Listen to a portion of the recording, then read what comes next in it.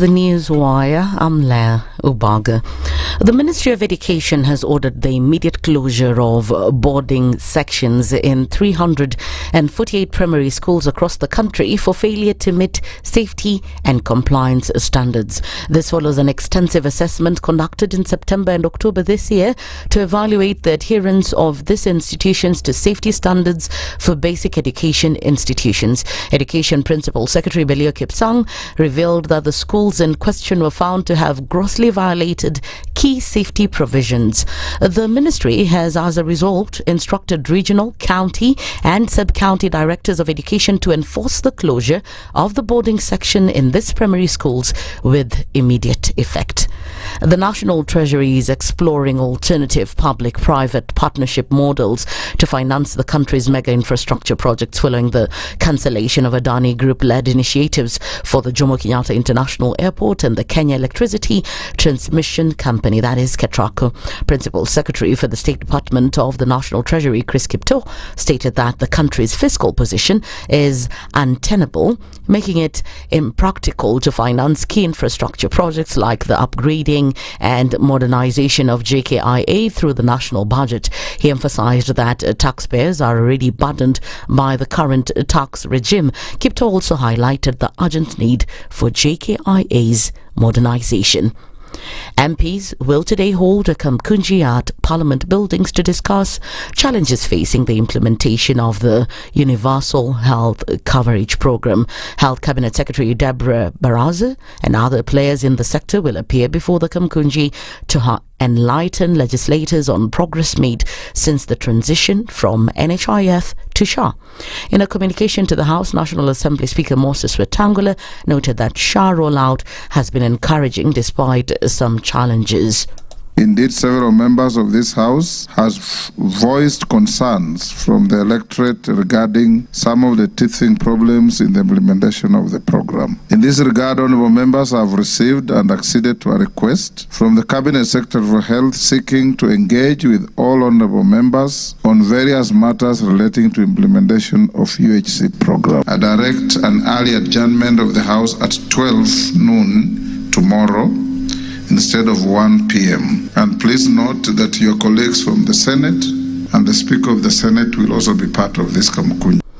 And meanwhile, the Kenya National Union of Nurses has issued a 21-day strike notice saying they'll down tools should the national government fail to release funds to county governments to recruit more nurses. Here is the Secretary General, Seth Panyako. Ukusi wameumia kwa muda mrefu. Wanawekwa kwa kitu inaitwa kandarasi ya Universal Health Coverage na wanalipwa mshahara ulio duni kabisa. Serikali iko na pesa bilioni zaidi ya bilioni 11 ambayo yuko katika Wizara ya Afya. Wako na bilioni 4.6 ambao walisema wanawalipa kandarasi na wako na bilioni 6.8 ambao wanasema ni ya kulipa credit. Tunasema hii pesa iwekwe pamoja, ipaano kwa counties ili counties waweze kuajiri hao wahudumu wa afya kwa kandarasi ya kudumu. La sivyo tunaenda kutoa ilani ya mgomo kwa kaunti zote 47 kama jambo hili halitatekelezwa kwa muda wa siku 21. Meanwhile, staff at the Kenyatta University Teaching, Referral and Research Hospital held protests yesterday over the suspension of the medical cover. They further demanded the reinstatement of the cover and reimbursement of money they've used to settle medical expenses, failure to which they'll withdraw their services. 5 new cases of Mpox virus have been recorded in the country this week, bringing the total number of confirmed cases to 23. The Ministry of Health said 2 of the 5 new cases were recorded among children below the age of 5 years. Public Health PS Mary Mudhoni said 4 individuals are currently under management while 16 have fully recovered. Ugandan opposition leader Kizza Besigye will remain in custody for another week before his bail application is heard and determined.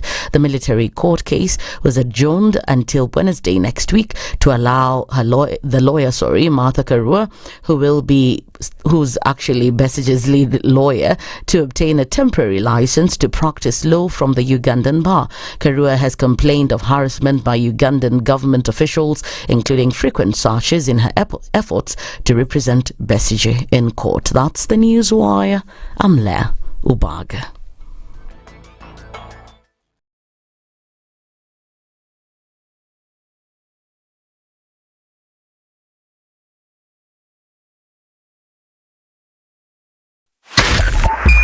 102.5 SpiceFM, Kisumu. The following takes place from 6 a.m. to 10 a.m. every weekday on SpiceFM. The man who looks at a beautiful girl and doesn't talk to her will end up serving lunch at her wedding. Aya, City, do like that. My father has killed a mouse. Will he fail to kill a man? Ameua panya. Small mammal, big mammal. Mtu atamshinda. I mean, I don't understand. What are they saying? How are we comparison? I mean, you kill a mouse. What are they saying? What they're saying is, my father has killed a mouse. Will he fail to kill a man? Name, surprise. Someone's name. The name surprised you? No, the name is surprise. No, what am I saying? I'm from Nigeria, man. I met somebody called I Believe. So I said, your name is I Believe? Yes, my name is I Believe. But that's the short form. I said, excuse me? I said, yes, my name is I Believe. So what's the full name? I believe in the goodness of the The Situation Room, Kenya's biggest conversation. This is one of the hottest show that we can ever miss any morning, and it's a show that really gives a real situation in the Situation Room. Pleasure to be here. Thank you guys so much. Nduthai, nice meeting you. Even beautiful in person more than in photos. Say that again. Character is like pregnancy. You cannot hide it. You know, people hiding here and there, you know, but after 2-3 months, 5 months, now you realize, so that is why the attitude that you were showing us, you're pregnant. It's like what my grandmother would say. You cannot pickpocket a naked man. How's that? It's communal, isn't it? No comment. The Situation Room, Kenya's biggest conversation. One of the things that are in our country is negative ethnicity. You find you as a state of, instead of thinking as a Kenyan, you think like a tribal person. Let me tell you something. The biggest problem we have had in this country is a leadership deficit. There is nothing that you are going to do in the process of change if you are not a risk taker. So you really have to pursue your vision to a logical conclusion and even be ready to step on people's toes. When it comes to the economy, you can run away with it. They say statistics are like bikinis. They reveal a lot, but they conceal the vitals. And so government people would throw statistics at you and tell you they're revealing a lot of information to you, but it's really concealing the real vitals. We need to get out of that, because when we want to grow our democracy, one basic thing that really requires to be understood by the political class, by all of us, is institutions are critical. This is the Situation Room, the only way to start your day. If we just gloss over issues and hope that time heals, then we might find that in generations to come, we might be back at the same situation. And the whole thing is born of stolen elections. Spice. When it comes to the decisions you make, you must be independent. There's no way you can allow one institution to dictate to you how you're going to conduct your operations, how you're going to decide cases. It's a no. When you weaken the institution to the point where they cannot take action, then you realize that politicians have to come up and now start dealing with the issues. That conversation has to die. Our politicians do not like the hard stuff. We must insist on the path of doing things right, whether popular or unpopular. Money changes hands. That is a fact. If you have political goodwill at the highest top, like in Rwanda, then corruption will be an issue of the past. If you don't have political goodwill at the top, we will pass laws, we will amend laws, we will continue passing laws and re-amending laws, and nothing will happen. This is the Situation Room, the only way to start your day. Good morning, and I love your show. Thank you. Having come from a Kikuyu radio background, I migrated to Spice because of the content. I was born in a slum, but somehow I got a break in life. So sometimes when you see the sweating coming out because of the passion and whatever it is, behind the noise, there are people, and we share the same umbilical cord. It shouldn't be like that. I am so disappointed. We used to tell Honorable Raila Amolo Odinga that he's doing politics of conmanship, and even President Uhuru Kenyatta, serikali hii ndio iko na conmanship ya hali ya juu. You cannot promise people that you reduce tax, then you double. In politics, there is the issue of trust. For you to turn around and then stab the same people who gave you that trust, there is no other level of dishonesty. And hii mambo utaona dunia tu. The Situation Room, Kenya's biggest conversation. It's critical that people pay taxes. But then taxation has to have a limit. When you start overtaxing people beyond certain limit, then this is now we call robbery with violence. We are all struggling, but we don't show. If you're not doing well, shame on you. But you have to say, I'm broke and I'm struggling. We are not okay until everybody is okay. We are pretending to have political parties. Why don't we just be honest? And we say, these are the Luyas, these are the Kambas, these are the Kikuyus, and we find ourselves in Kenya. You know, with politics and leadership, no matter what you do, there will always be a complaint.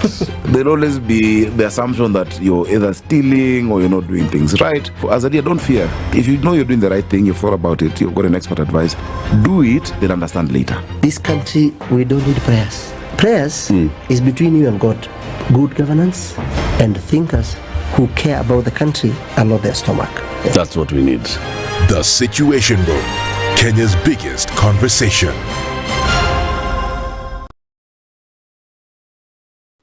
Good morning, Kenya. Good morning, Africa. Good morning, the globe.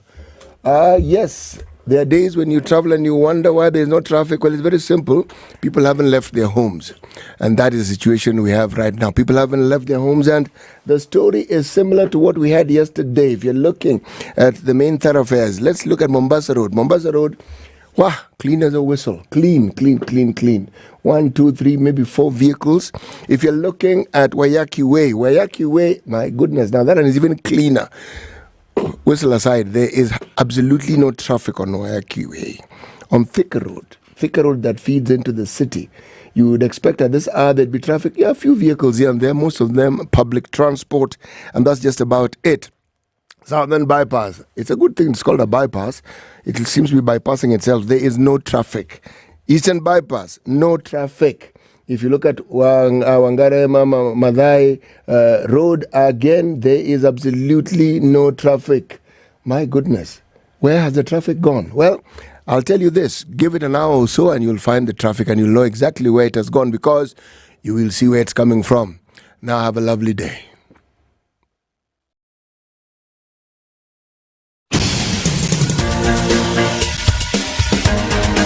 This is The Situation Room, the home of hard-hitting political commentary and penetrating insights about the state of the nation. This is a talk radio experience like no other. The Situation Room, a place for hard truths, debates, and elevated conversations. The Situation Room, witty, political, engaging, deep, controversial. In the room, we have C.T. Muga, researcher, academic, seasoned political observer, a fountain of wisdom in these politically uncertain times. Ndu Okoh, Nigerian by birth, Kenyan by choice, communications expert, Pan-Africanist, a truth seeker and believer in people power, and Eric Latiff, agent provocateur, the man in the chair, seasoned journalist, news hound, a man who believes in punching up, not down.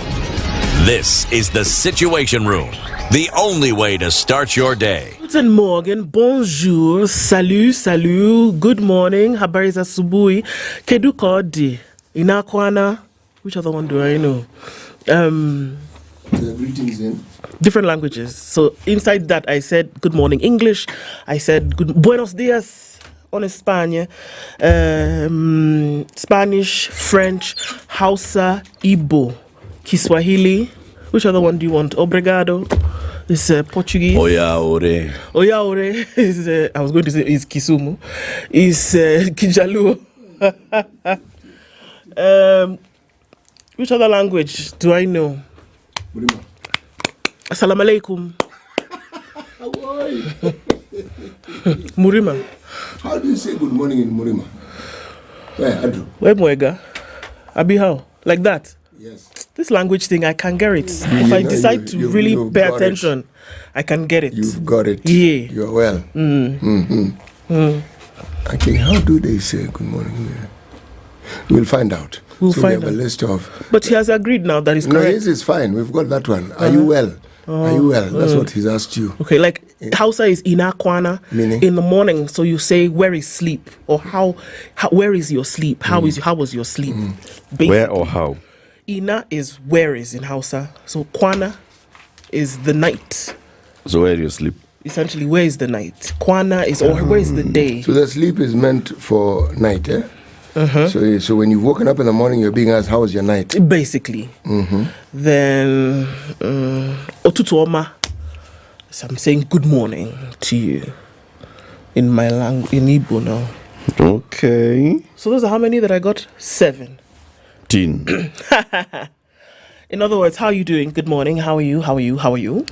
Me, my how are you is good.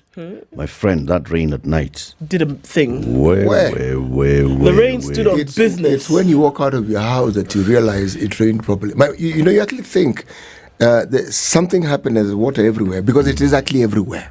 You step on water. It was a lot. And the way this rain is raining, it just suddenly pours and it pours. It's like someone has just opened a bucket and poured it on the earth. Wow. Kenya Met said on Saturday that it's going to be 7 days of this. All right. They're looking at extensive rain for the next 7 days. So look at that happening maybe every night or during the day for the next 7 days. What? So on this, I guess they were on business because they've seen it. So it ends on Saturday? Well, so they say. You don't know. Okay. Well, let's see. Let's hope it does that. Yeah. Water everywhere, not a drop to drink. Kira Mahari, Sidio. Hiya, Basi. Sasa, let me tell you this Tuesday morning what we shall be discussing. Are you ready for Tuesday? Are you ready for Tuesday? I'm very ready for Tuesday. Very good. At 7 a.m., that conversation we had yesterday about PrEP, we decided to bring in the expert. The CEO of the National Syndemic Diseases Control Council, Dr. Ruth Libon Masha, joins us at 7 a.m. to talk about the promise of PrEP curtailing misuse. This PrEP story, okay. How is it actually happening, right? How is it housing? That's 7 a.m. At 8 o'clock, Dr. Abraham Korir Sigei is a Principal Secretary for Foreign Affairs in the Ministry of Foreign and Diaspora Affairs. Senor. So he'll be joining us at 8 a.m. to talk about Kenya's diplomacy journey in 60 years, global partnerships and national development. So Kenya is marking 60 years of diplomacy. Okay. Yeah. Yeah. Kenya to the world. How has it been? And how are we doing? Right? How do we take the positions that we take? It also happening coincidentally around the same time that Kenya is reviewing its foreign policy, coming up with a new foreign policy for the next 10 years. So he'll also tell us about that. And then at 9 o'clock, we talk about...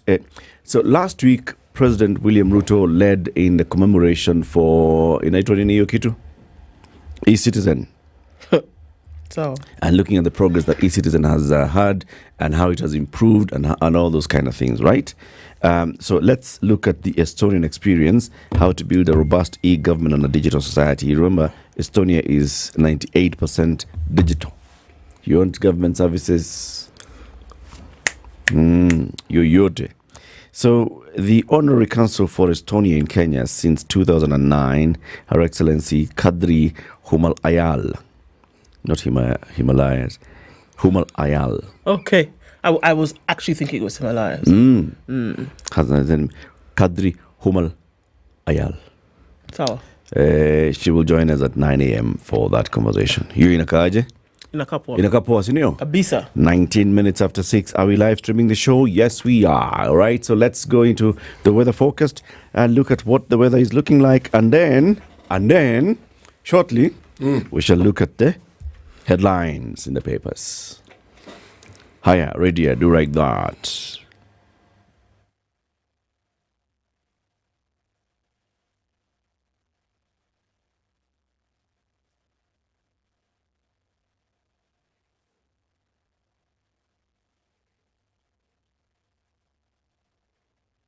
This is the Situation Room, the only way to start your day. The weather with SpiceFM.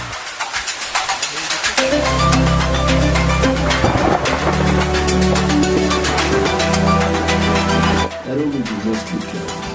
As we speak, peak it is 16 degrees.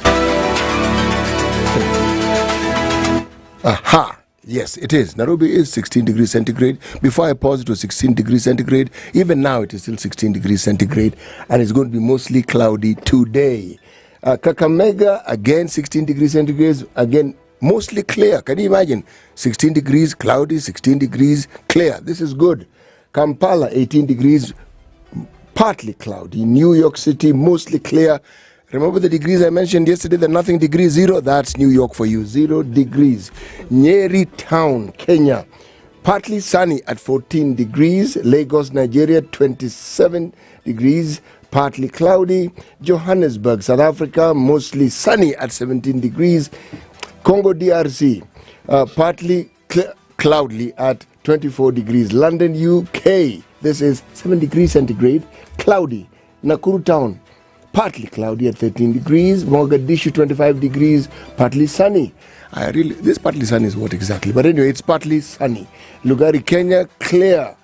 Dongcheng district, China, sunny. It is sunny at 4 degrees. It's cold, but it is sunny, okay? The sun and cold going together. Okay, Kisumu, this is in Kenya, 18 degrees, mostly clear. Now that is cold. For Kisumu, 18 degrees is cold. Addis Ababa, 10 degrees, clear. And Dar es Salaam, partly sunny, but at 26 degrees. That's warmish. Paris, 6 degrees, mostly cloudy. And Malindi, mostly sunny at 26 degrees. Now that is delightfully warm. Okay, wherever you are, stay cool if it's very sunny, and stay warm, it's very cold. Have a lovely day. Mature, intelligent talk every morning. Spice up yourself.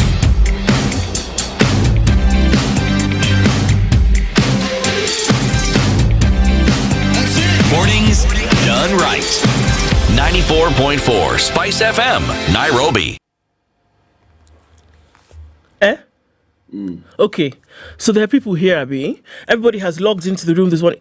Did you say Kinshasa? Kinshasa. Very well done. Brian Otieno says greetings from Dubai. Don Sabo said it is now clear the borrowed experts may be drunk with power. Which ones are those ones? How are you, Ndu, and Eric? And how are you? You say we are? Fine. Well done. Robert Mpox is greeting us from Mombasa. How are those schools being closed, opened? Okay, let's start again. Michael Olande, come slowly. Good morning. How are these schools being closed, opened? As per, you see punctuation. It's very important. Put a comma after closed. And then you say, oh, how are the ones? So how were they originally opened is the question I guess you're asking. How many secondary schools are also in bad shape? That is a very good question, because we're seeing that almost 350 schools will be closed this year because of infrastructure problems. Quality onge. So government has said, funga kabisa. It's nonsense. Completely. Nonsense. Brian Otieno says the last day of National Day. Can you see? These UAEans don't joke. It's the last day of National Day celebration. Yeah, for the UAE. Yeah. They have been doing the thing for a week. So today is the last day of celebrations. These guys are the ones who understand this thing. Doing the belly dance. You can like that kind of thing, Abi. Jimmy Wekesa says, good morning from Munich. Good morning to you. Good morning to him, Kubwa Spice. Blessings upon you three. Asante Sana, Rose Grace, Karibu Sana. Good morning, guys. Getting you live from Minneapolis in Minnesota. It's too cold. I know it's really cold this year in that part of the world, is it not? Have a good morning and a good day, Kenya. Musiel says, good morning, Kenya. Vesh Musanga is tuned in and says, happy new month to all. Good morning, Spice FM. Listening from Rongo. And they said, read Matthew 7:7. So, you know, it's the one that says, judge not lest you be judged, Abby. I think so, yeah. Matthew 7:7. If I'm right, you owe me now double ice cream. Okay. Check it. While I say Actually, which one are you saying? Matthew 7:7. It says what? Judge not lest you be judged or something. Yes, it's the one. Ask and you will receive. Yeah. Seek and you will find. Knock and the door will be open to you. It's not judgment. The judging one. Is out. Okay. So ask and you receive. Good morning to you all tuned in from Atlanta. Ati Omba. Na utapewa. Bisha na utafunguliwa. I see you. Deep State, we see you. Good morning. Hisa Daniel says good morning. Shokubwa Nawatakia siku njema, asante sana. Louis Rudasingo says good morning. James Kamau is tuned in this morning. Loud and clear is how he's getting us from Fort in Texas. IEBC formation not yet. Come, you guys, this Shakahola story. Let me not anger people this morning. Emotions weka kando. Tuendelee tu. Salimia tu watu. Pole tafadhali. Wacha nitulie. Tulia, please. Do you know how many times I was told that yesterday? Please. Mimi nafaa kutulia kweli. Please. I had a 30-minute conversation with somebody who just told me, unafaa kutulia. Tulia, mama, tulia. Still my soul. Aki, I need to learn. I'm going Tulia. Joe Mongai says, good morning. How sad. I have heard Kenyans ask how much Okoh has to finance his presidential bid. What makes you think he needs to finance it? Akona pesa ngapi? Even if he doesn't have money. In fact, this will be the proof of this particular pudding. Indeed. Okay? We will see whether he will actually get the support he thinks he might get or not. Because he could be funded and not necessarily by himself. This is very true. We saw it happening in Kericho. We had a governor there who people funded. Crowdfunding. Tulitoa pesa ya mafuta siku moja. No, ilikuwa karibu siku 3. Yes. Campaign ni miezi 6 bwana. Walitoa pesa. Na hii Kenya hii. Wacha nisalimie watu. Endelea. Ivan Omondi says, a happy UN Persons with Disabilities Day to my fellow persons with disabilities. Indeed, a good one. Deep State is saying, yani watu wa diaspora have to announce their location. Of course. Where are you? Where are you, Deep State? Hata wewe hauko Kenya. Okay. Jimmy Gakio says good morning. Chris Mora says good morning as well. Brian Otieno, leadership problems are plaguing Africa's development and growth. I can't agree more. Good morning, good people. Tune in from Ngesha. Ngecha. Is it Ngecha or Ngesha? Ngesha. Yeah, guys. Haile Selassie is the ghetto. It's crazy. Hey, Haile Selassie. Trying to get from Haile Selassie onto Mombasa Road. Or if you're on that can roundabout. Hey, cha. Daniel Esimit is in Lodwa. Have a beautiful day today, Colin Kemi says. Good morning, Eric CT Ndu. Problems everywhere. Sha, Shifu, everything. Rachel Wajiro, we see Tuna Shifu Mungu. Good morning, everybody. Ango, my beautiful sister, we see you. Karibuni Nyote. If I didn't mention you, it's not because I didn't see you. Please mention a guy called Uncle Michael. Uncle Michael? Where are you, Uncle Michael? Ako in Nairobi. Yeah. First of all, my name... Sisi kama Arsenali. My name is not Ndu Aoko. It is not a cough. It is not Okoh. It is Okoh. Okay. Please. Okoh. I beg you in the name of the Father, Son, and the Holy Ghost. Okoh. All right. Please. Okay. Thanks. Don't even try it. I can see you from far. City. The proverb, please. Right. Where in Msumbiji? We are in Angola, Msumbiji. Actually, Angola is not Msumbiji. This is Mozambique. Msumbiji is Mozambique. Yeah, it is actually. Angola is down next door. You're quite right. It is a gang that's called itself Angola Msumbiji. Yes, the one which used to terrorize people in Western Kenya. There was even a song. The president of Mozambique is called Filipe Nyusi. He has a prime minister called Adriano Meliane. Okay? Right. Now let me talk about the proverb. The grasshopper that was eaten by the hornbill must have been deaf. The grasshopper that was eaten by the hornbill must have been deaf. It is true. Have you heard a hornbill?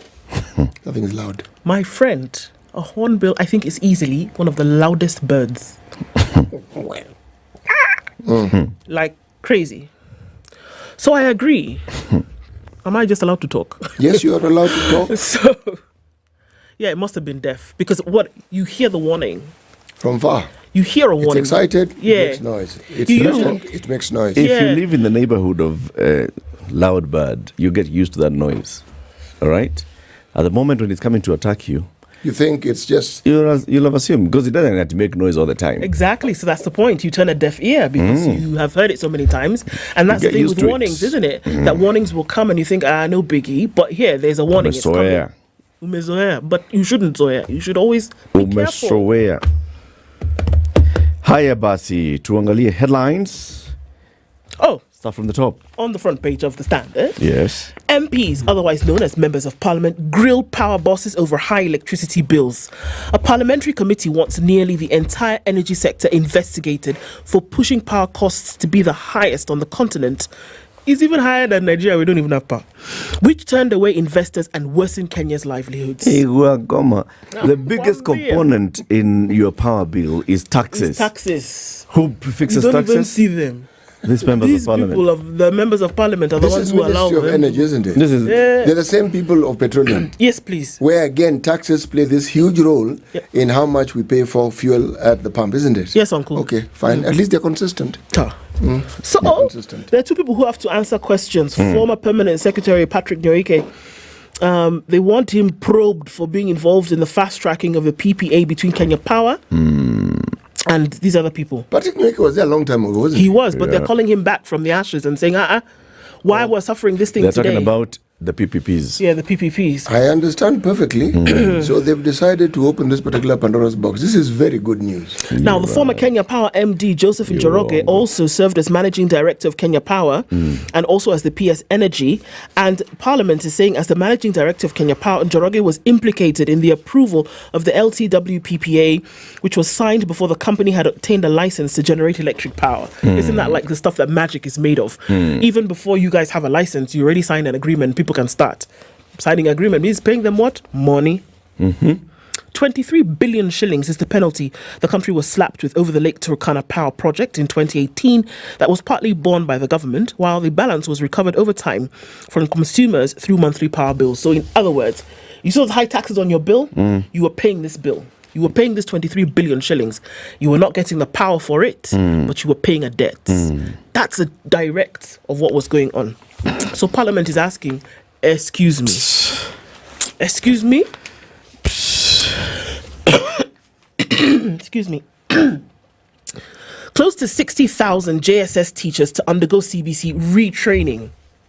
You like that? Yeah. More than 59,000 teachers in regular schools will undergo 1 week retraining program. Officials say this will equip the tutors to better deliver the new curriculum. Okay, I have so many comments about that, but all right. Government orders closure of 348 boarding schools. Close them. We're not saying refurbish them before January. We're saying shut them down because they do not meet the quality standards in infrastructure. Read that story later. Mwangaza says, for a year, I have not seen my deputy. Now, is he Rost? You're Rost. He's Rost. Find him. Biden has broken a promise and has pardoned his son. His son will not face charges of those things that he did because Biden, his own son, Hunter Biden. Him. Yeah. That's a he should have gone to, you know. See, he has leeway to do that. Because he's the president. No, just ask him. See, he can do that. Yes, and why? See, charity begins at home. Where? It don't look good, that's for sure. Look good where? It's his son, for heaven's sake. Who do you expect him to wait to pardon his son if he has the power to?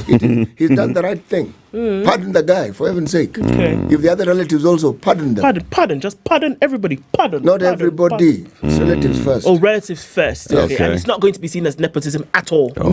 How can it be? Why should it be? See, it's your Hunter is an independent human being. Yes. Just a citizen of America. Olimma. It's not a co-citizenship with his fathers, it's his own. Okay, no vex now. See, pressure on Ruto over cabinet slots. There's some slots that are remaining. Can he, anoint them? Can he appoint them already? Wait, how come we don't have a minister for gender? There's no PS for gender. Minister. CS. There's no CS for gender. How come? They've not decided now. The people did not bring their choice. There was one who was rejected. Yeah, Nani they said apara. Yeah. What was her name? We have a PS though, isn't it? We have PSs in the ministry. They have PSs, yes. The ministry is running. Lakini Sasa. Who was rejected and why? I can't remember her name. She was just Nini. She was just Ivi. She was Tururu. Kweli Tururu that day. Okay, Tonele. Cancelled Adani deal on MP's table. They're saying, look, whether it's Adani or not, JKIA needs a facelift and we need to find somebody else to do the thing. Okay? yeah, you're still on Standard. Let me move. Quickly. Mystery supplier to get sharp billions. Same script, different cast. Counties have signed multi-billion shilling deals with the Health Ministry for the lease of medical equipment from secret suppliers under the National Equipment Service project, even as the cost and revenue sharing formula threatens to sink health facilities owned by the devolved units. Scandal in the what? Making. Gachagua, with time, I will expose Ruto to Kenyans. Hold your horses, Ruto tells 2027 presidential hopefuls. Just tulia.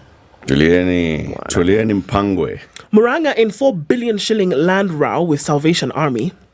And of course, you saw the sad story of a waitress. She kills her boyfriend 4 days to his KMTC graduation. Where? Yeah. Nivo.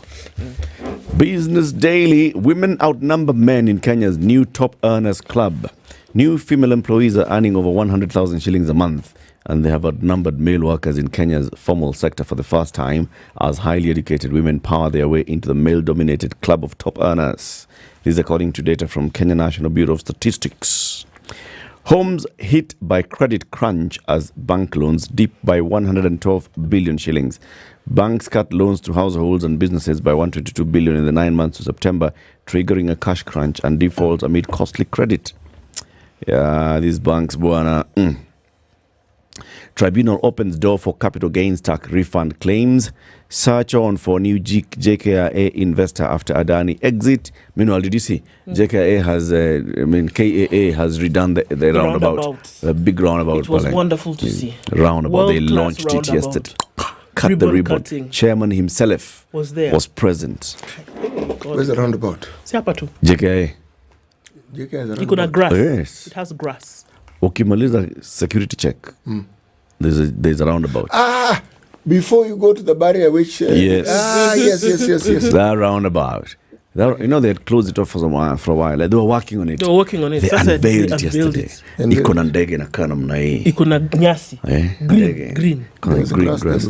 Na kuna elephant. There was some wildebeest and elephants on it. And now the big ones have been removed. They've put on small ones. You know, an elephant cannot be bigger than a plane. So they've put a small elephant, like an elephant shrew. Elephant and the shrew. Elephants the size of dogs. When you see that thing, it's not a dog, by the way. If you watch carefully, you will see it as a trunk. It's an aerophile. Yeah. Anyway, court orders former Savannah Cement boss Ndeta freed. Ndeta has been held. Good. Magistrate in Nairobi has ordered the release of former Savannah Cement boss Benson Ndeta, who spent the weekend in police custody, and they've been told release him unconditionally. NSE foreign investors raise pressure with 667 million shillings exits. Kenneth Basanga has written in the paper today the 35% excise duty on imported tile and ceramic products would increase costs by over 500%. My good Lord. Oh my good Lord. My Lord. City, what's in the Star? Then I'll tell you about the People Daily. The Star newspaper. That's it in the Star. Right, this is the day when we have the free copy of the Star for sale, and inside it there is MyGov for government tenders and job opportunities. See MyGov pull out inside the Star. Top right hand corner in teal green, a day with the new family planning evangelist. This is the story of page 2. On page 2, this is how it is. We have what you call people who are locals participating in this process of educating the public, okay? As they are calling them family planning evangelists. Sawa? Yeah, all right. Guilty as charged. Trio to be imprisoned for killing a man and dumping the body.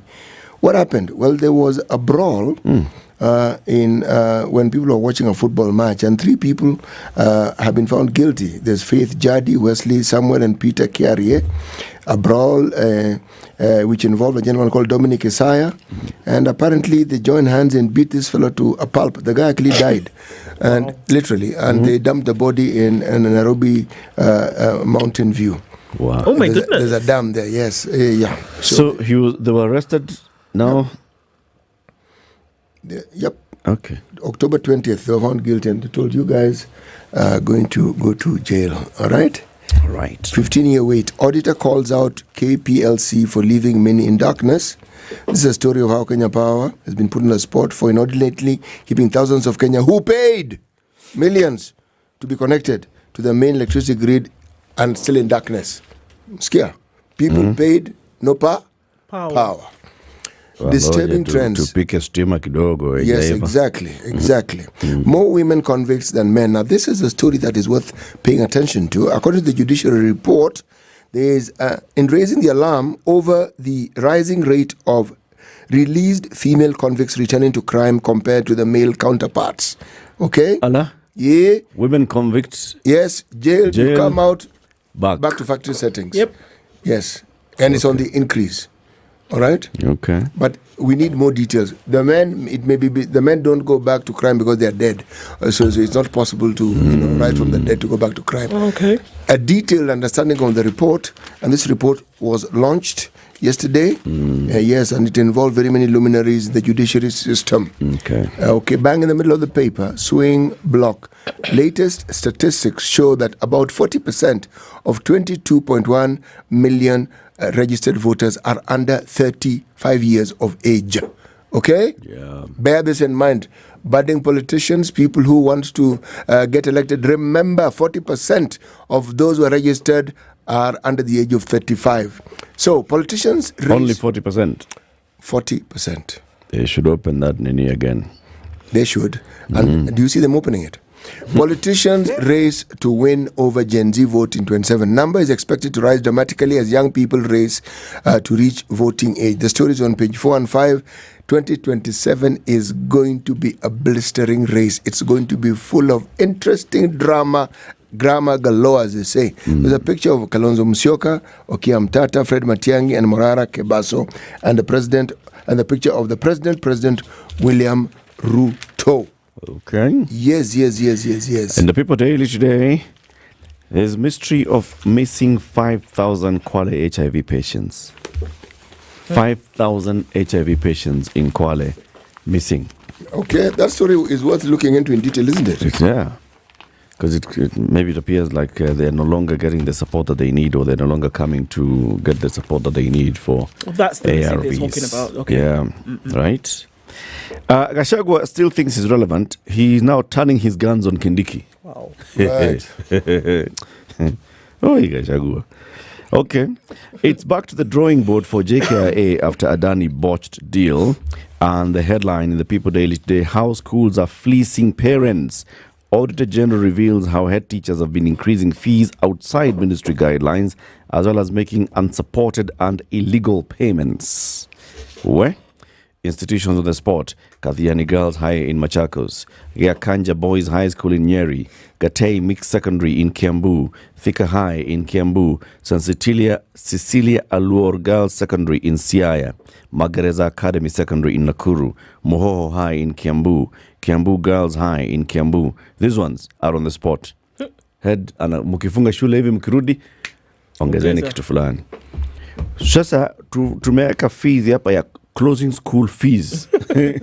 Opening school fees. Half-term fees. What?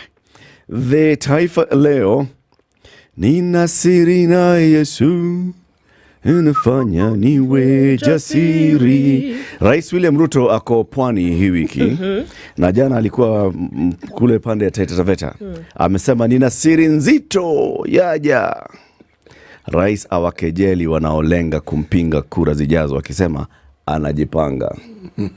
Ati mnapanga 2027? Tulieni. Nina siri. Tulieni. Nasir. Mgomo wa hospitali ya KU waumiza. Jumuiya ya EAC ya kutana Mombasa. Jiji la rembeshwa tayari kwa mchezo ya wabunge wa Afrika Mashariki. So EAC Parliamentarian Sports Games are taking place in Mombasa. Sijafa mie, ningali hai. Wajua nani asema hivyo? Aitwa mshukiwa mkuu wa mauaji ya Shakahola, Bwana Mackenzie. Watu wamekuwa wakisema Mackenzie anasema sijafa mie. Niko bado. Mimi niko hapa mie. Haya, viongozi wa magharibi wa hapa kufuata maelekezo yake hata iwapo atachaguliwa mwenyekiti wa tume ya AUC. Huyu nani? Huu ni Raila. Ahadi ya Mulembe kwa Raila. Huenda Raila asishiriki kwa dhati siasa za Kenya iwapo atachaguliwa mwenyekiti wa tume ya muungano wa Afrika, lakini watu wa Mulembe Nation wamesema hata kama uko Addis Ababa bado tunakutaka huko. Sisi wewe ndio utatuambia vile tutaenda. Ukisema tuende left, tunaenda left. Ukisema tusiende? Ukisema tusiende, tunakaa hapa. It is 6:45. Let's take a look at the traffic, what's happening on the roads, and then we shall look at that. Find traffic. Si tuongee tu, tutasema traffic in the next 15 tuongee in the next 15 minutes. Yeah. Sawa basi. Tupatie story yake. Bas, wacha nikwambie. Funga shule. I'm telling you. Ogamba said that people should not do what? Leave certain schools open because they were doing nonsense. Essentially, he has become angry and he said none of this pussyfooting around issues. Ministry announces closure of 348 primary boarding schools. The Ministry of Education has announced the closure of these schools across the country after a comprehensive assessment exercise carried out between September and October this year revealed widespread non-compliance with safety standards. In a circular address to regional, county and sub-county education directors, Dr. Belio Kipsang, the Principal Secretary for Basic Education, directed education officials to shut down boarding sections of schools that failed to meet set standards. So this was not a warning that in 7 days we'll shut you down. No. It is that we did the assessment and you've not met the standards. We're not going to joke around with this. Shut the thing down. The standards are as outlined in the Safety Standards Manual for Schools in Kenya 2008 and the Registration Guidelines for Basic Education Institutions 2021. The assessment established that some institutions grossly contravened the provisions of safety standards. Furthermore, they did not adhere to the prescribed guidelines for registration. He added that the reopening of the affected institutions would be contingent on successful re-registration processes and compliance with safety requirements. You are required to ensure that affected parents are informed in good time for them to make alternative arrangements for their children. So essentially, if you're not done by a certain date, tell these parents so that they can find other schools for their kids, because opening you, we are not. The move comes amid heightened concerns over student safety following the tragic fire at Hillside Endarasha Academy in Nyeri County, which claimed the lives of 21 learners in September. Now, what they're saying essentially is that incident now showed the glaring lapses in safety. Yeah, there was school. a multi-stakeholder task force that was established to go around inspecting schools. So now they're the ones who came up with this That's thing. the outcome. Right. Yeah. 300 and how many schools? 48. Why was a task force necessary? To inspect. Yes. Why was a task force necessary? It had people from Interior, people from Ministry of Education, Ministry of Labor, the Fire and Safety team. Remember we hosted a fire safety expert here and he said that thing should have just been done by safety inspectors. Let me just ask the question again. Why did they need a task Because force? it just sounds, whenever there's a problem, and instead of you to do something about it, think about it. Why was there a problem? There's a division in the Ministry of Education whose job is to do precisely this. Yes, now, when there were floods, did they not form a task force? And is there not whatever in ministry? When there's education problem, the same education you're talking about, they formed a task force to go around the country to find out for university education. They formed a task force. And there's a ministry. If you want to change the educational system, even that, I can understand task force. Okay? Multisectoral, blah, blah, blah. Presidential working party. I can understand that. But you are talking about the inspection of schools. There's an inspectorate. That's what they do. They're quality assurance officers. They exist. You don't need to invent them. They exist. So what were they doing? Are we saying it is their report that led to the forming of this task force? What are we saying? No, it is the task force report that has led to the closure of these schools. You see, that task force went around September, October. That question I asked at the beginning, I am still asking it. What did we need the task force for? We needed the task force to go around the country and assess the situation, and they've assessed and told you that 348 of these primary schools, their boarding sections ain't up to scratch, yo. You see, the whole thing here is that there's a minister who actually comes out and tells people, shut down schools on the 2nd of December. You're not reopening in January. When are schools opening in January? 7th of January, 6th of January, 7th of January. So you're not opening in a month's time. Yep. And you are posting this and telling the schools to communicate to the parents who have children in that school that they have to look for alternatives. In this Christmas period, when half of the month nothing look happens. for alternatives, because come the 7th of January, your child is not coming back to this school.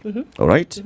And there's absolutely no word about mere kappa by this ministry. Nope. That we are the ones who did not do our job. We, the incompetent ministry that we are the ones that actually allowed 348 schools in this country for the last, were I don't know, God operating, knows how long. and they had zero standards. Yeah. Please do not forget that just 2 years ago, another nationwide inspection was conducted by the same Ministry of Education that shut down schools.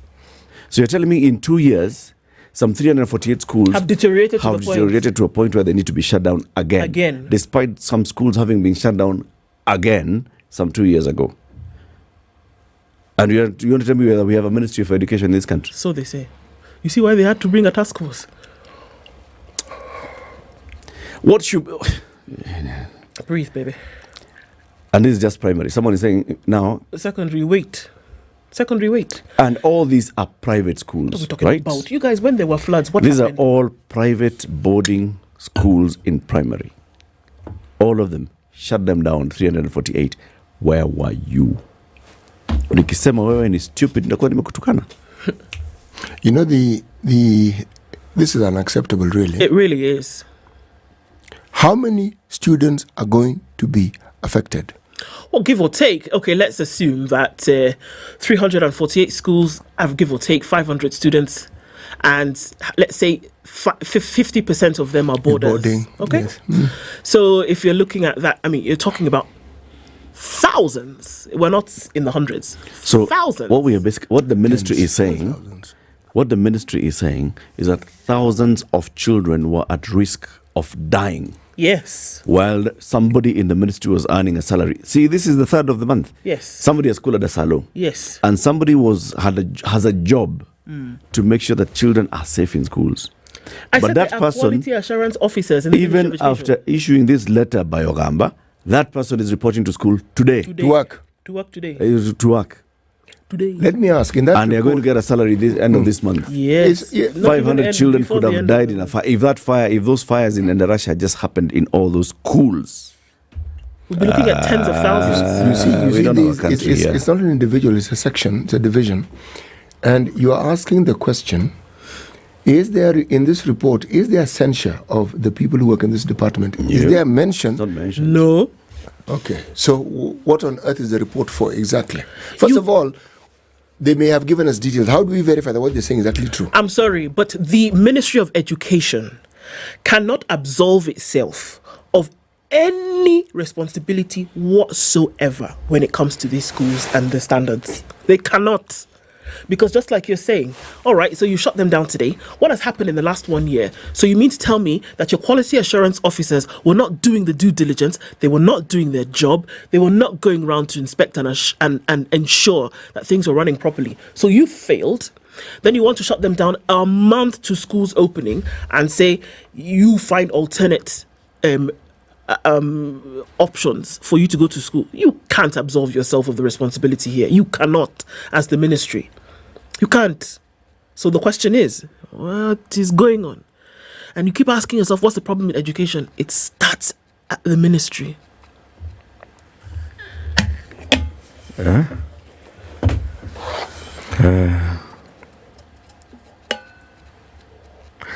So what's happening in the Ministry of Health?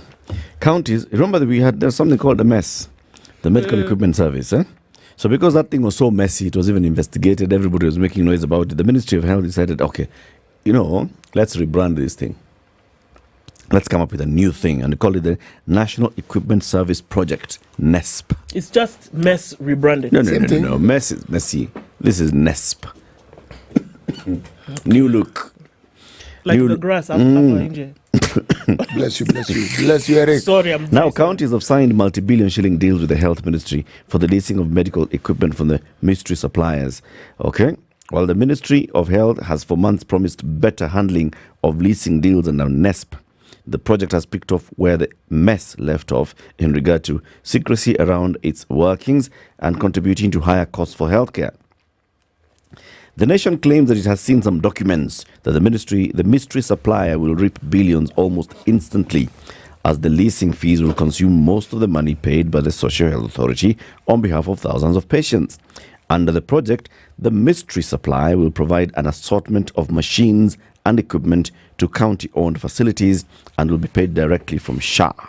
The proposed payment plan by the Health Ministry has seen some health facilities threatening to increase the cost of services to meet the cost of leasing the equipment under NESP. At least 37 counties have already signed agreements with the ministry, and this will allow them to lease equipment from a vendor sourced by Afia House. By the time of publication, Health CS Deborah Barasa and Medical Services PS Harry Kimtai had not responded to the calls and text messages to their own phone numbers. We know that we sought from them details on the vendor, how they were sourced, and the payment schedule that is skewed in favor of the supplier at the expense of health facilities, and so on and so forth. The mess thing that was mess now is called NESP. And the governors have signed on to it, haven't they? Yes. Okay. It's just putting lipstick on a pig. That's all you're doing. And then the pig is sitting in the mud. Then you say, okay, let's clean this thing up a little bit, put some lipstick on it, and because you've done that, you think now and it then you looks let it go and it goes right back into the mud. Yes, lipstick and all. You know, it's as though everywhere you turn, there's something unsightly that meets you and greets you. You actually think that you are going to get out of this particular water and find some solace somewhere, and it simply doesn't exist. There is a story that I was looking at. It's actually in the sports section of the Standard. Kenya's Chepngetich teach misses out as Hassan and Tobago crowned.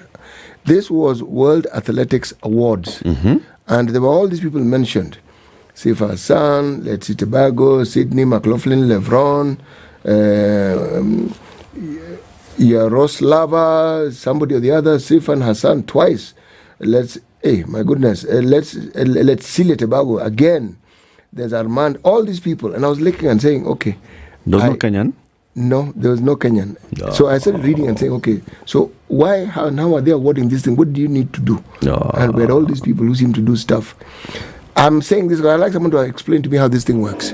What, the nominations for the World Athletics Yes. Awards? How it is. Is it a voting system? Do people key in to vote? What do they look for? What's the yardstick? What do you need to do? Must you win something in the Olympics?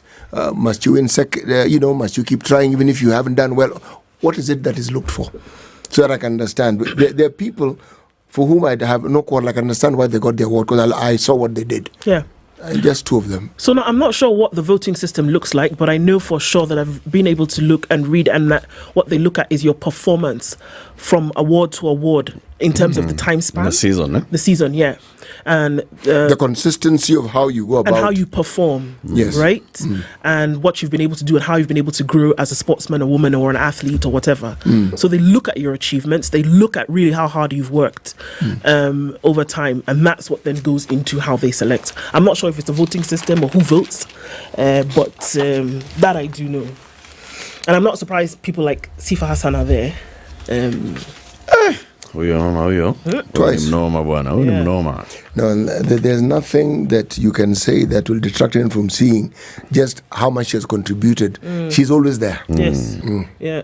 And always putting up a good fight. Very much. Yes. Even when she loses, I mean, she's lost a couple of races. She has. In this season, but I mean, her grit is unquestionable. But she's there. Yes. She's there. So Gachagua says, with time, I will expose Ruto to Kenyans. So there's something to be exposed. Well, yes, but you see, the thing that we need to bear in mind, he's not the first deputy president we've had. No, he's not. Okay. William Ruto, who's now the president, was also a deputy. Did you hear him saying anything about the president? Zip. Okay. We've had vice presidents before. Have you heard them say anything about the people who are their president? Zip.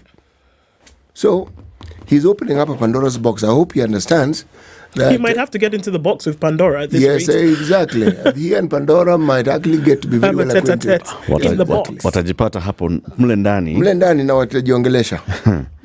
I think if you have something to say, just say it, bwana. Why are you keeping us coming when? And now you come out and say everything else that people have been complaining about, that you are not against it.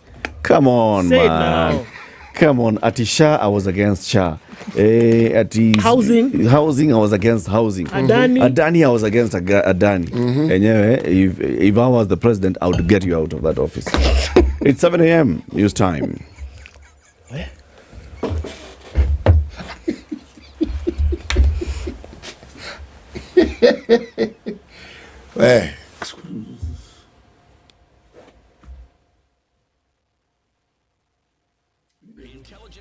Every morning, spice up yourself.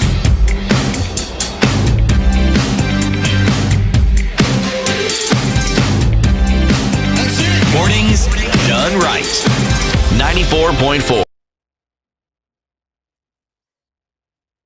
This is the News Wire. I'm Lau Obaga. President William Ruto has urged politicians who are interested in running for president in the upcoming general election to wait until the campaign season is here.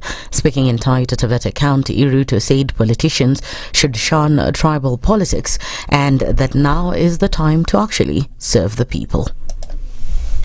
Kenya hii ni Kenya moja ama mnasemaje? Mnasema niunganishe hii Kenya ama mnataka kututenganishe? Mnasema tuunganishe? Na mimi nataka niwahakikishie wale wote wanaabudu sanamu ya ukabila tutawachana na wao. Sisi wote ni ndugu moja jameni. Among those who've indicated their interest in running for presidency are former Law Society of Kenya President Nelson Havi, Busia Senator Okoh Mtata, NARC Kenya leader Martha Karua, and former Cabinet Secretary Dr. Fred Matiang'i. Close to 60,000 teachers from regular schools have been scheduled to undergo a one-week retraining program. The Teacher Service Commission says this will equip the tutors to better deliver the new curriculum. This move comes following concerns from stakeholders in the education sector who have been criticizing the way CBC is being implemented and even questioning the government's readiness to implement CBC for grade 9 learners come next year. Director of Academic Programs Management at the TSC, Mungu Kumburi, said the training is targeting teachers of grade 7 and 8. The Ministry of Education has ordered the immediate closure of boarding sections in 348 primary schools across the public for failure to meet safety and compliance standards. This follows an extensive assessment conducted in September and October this year to evaluate the adherence of these institutions to safety standards for basic education institutions. Education Principal Secretary Belio Kipsang revealed that the schools in question were found to have grossly violated key safety provisions. The ministry has, as a result, instructed regional, county and sub-county directors of education to enforce the closure of the boarding section in these primary schools with immediate effect.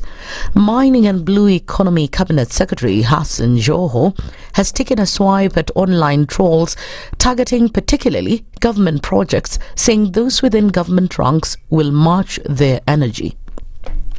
Speaking in Wendani, Taita Taveta County, where he accompanied President William Ruto in launching a number of development projects, the former Mombasa governor said there is a clique of Kenyans who have taken to spending time on social media doing nothing other than critique every development venture. He said any kind of trolling by those in this lot will not go unchallenged. The Directorate of Criminal Investigations has cautioned Kenyans against a suspected organized criminal ring targeting their lands using forged documents. Police said the suspected criminal ring targets those in high-end homes and landowners entering into joint ventures with developers. According to police, the suspected criminal enterprise sets in at a time when developers are approaching individuals with underdeveloped parcels of land where the two parties agree on profitable terms for the development of the land.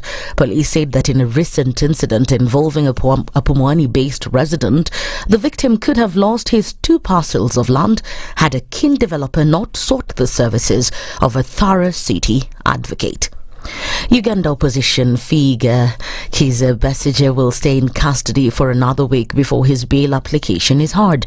The court-martial trial was adjourned to allow time for Martha Karua, who will be the lead counsel, to obtain a temporary practicing license from the Uganda Council. Elias Mulakago is one of Besigye's lawyers who are working with Karua, although they were temporarily prevented from entering the Ugandan court premises yesterday.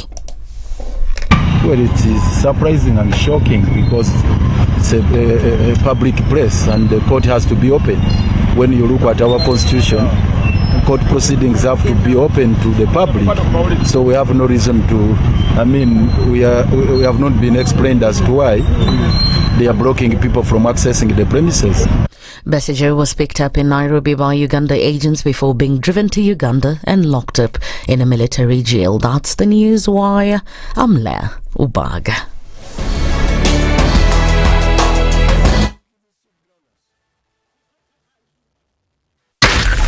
SpiceFM, Nakuru. Okay, the sun is shining through these streets, and let's take a look at what's happening on the Thika Superhighway. Traffic is okay, actually, yay! It's crazy. Coming in from the Allsop stage all the way through towards Muranga Road, it's very, very busy. Kiambu Road also doing the business today. Very, very busy. Haile Selassie, like I told you guys, is the ghetto. Right there, you're trying to get in and out, you can't because it's just madness. The underpass construction and all of those other things happening, it'll put some hair on your chest, that's for sure. Coming off of Aerodrome, then getting onto Huru Highway. So folks, today, as you get off Mombasa Road and then you get onto Huru Highway, you're trying to find your way to Haile Selassie, please just ask God for another head because you're going to need to be able to think and remain calm at the same time. It's madness. What else is happening around the city? Not much, at least not for now. Wayakiwe doesn't look too bad. James Gishiro starting to build up. We'll probably see action sometime later. But for now, you're okay. Lower Kabete towards Spring Valley, out towards Westgate, or through towards the Sarri Centre. In that area, out towards Parklands, okay for now. We're getting into traffic hours soon. Let's see what happens as we do. And let's talk in the meantime on SpiceFM KE on X. Hashtag the Situation Room. If we just gloss over issues and hope that time heals, then we might find that in generations to come, we might be back at the same situation. And the whole thing is born of stolen elections. Spice. When it comes to the decisions you make, you must be independent. There's no way you can allow one institution to dictate to you how you're going to conduct your operations, how you're going to decide cases. It's a no. When you weaken the institution to the point where they cannot take action, then you realize that politicians have to come up and now start dealing with the issues. That conversation has to die. Our politicians do not like the hard stuff. We must insist on the path of doing things right, whether popular or unpopular. Money changes hands. That is a fact. If you have political goodwill at the highest top, like in Rwanda, then corruption will be an issue of the past. If you don't have political goodwill at the top, we will pass laws, we will amend laws, we will continue passing laws and re-amending laws, and nothing will happen. This is the Situation Room. The only way to start your day.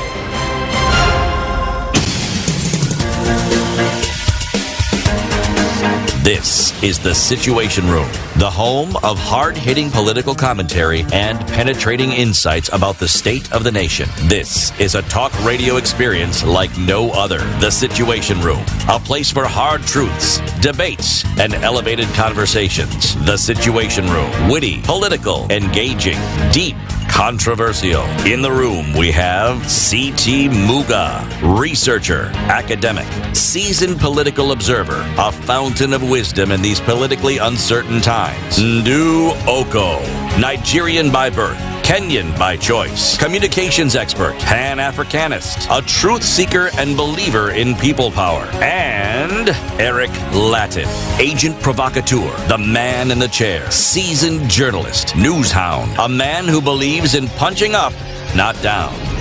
This is the Situation Room, the only way to start your day. Yeah. How are you doing? Welcome to the second hour of Kenya's biggest conversation, the Situation Room, 9 minutes after 7. It's Tuesday. It's the 3rd day of December, 2024. And soon, we know we are already in 2025. This thing, nobody will remember the dates. Oh, really? You just know that we are in December. Hello, December. It's dirty December. Wow. Yes. Yeah. And in this December, several things need to happen, okay? Number one, you need to start thinking about if you need to travel and you're thinking of traveling, you have to travel in class. Emirates business is the way to travel. Why, Ndu? Because you can imagine everything that you would do when on the ground, you can do in the sky. Just because you're traveling 18 hours, 10 hours, 8 hours, doesn't mean you need to lose sleep. Doesn't mean you need to lose the chance of fine dining.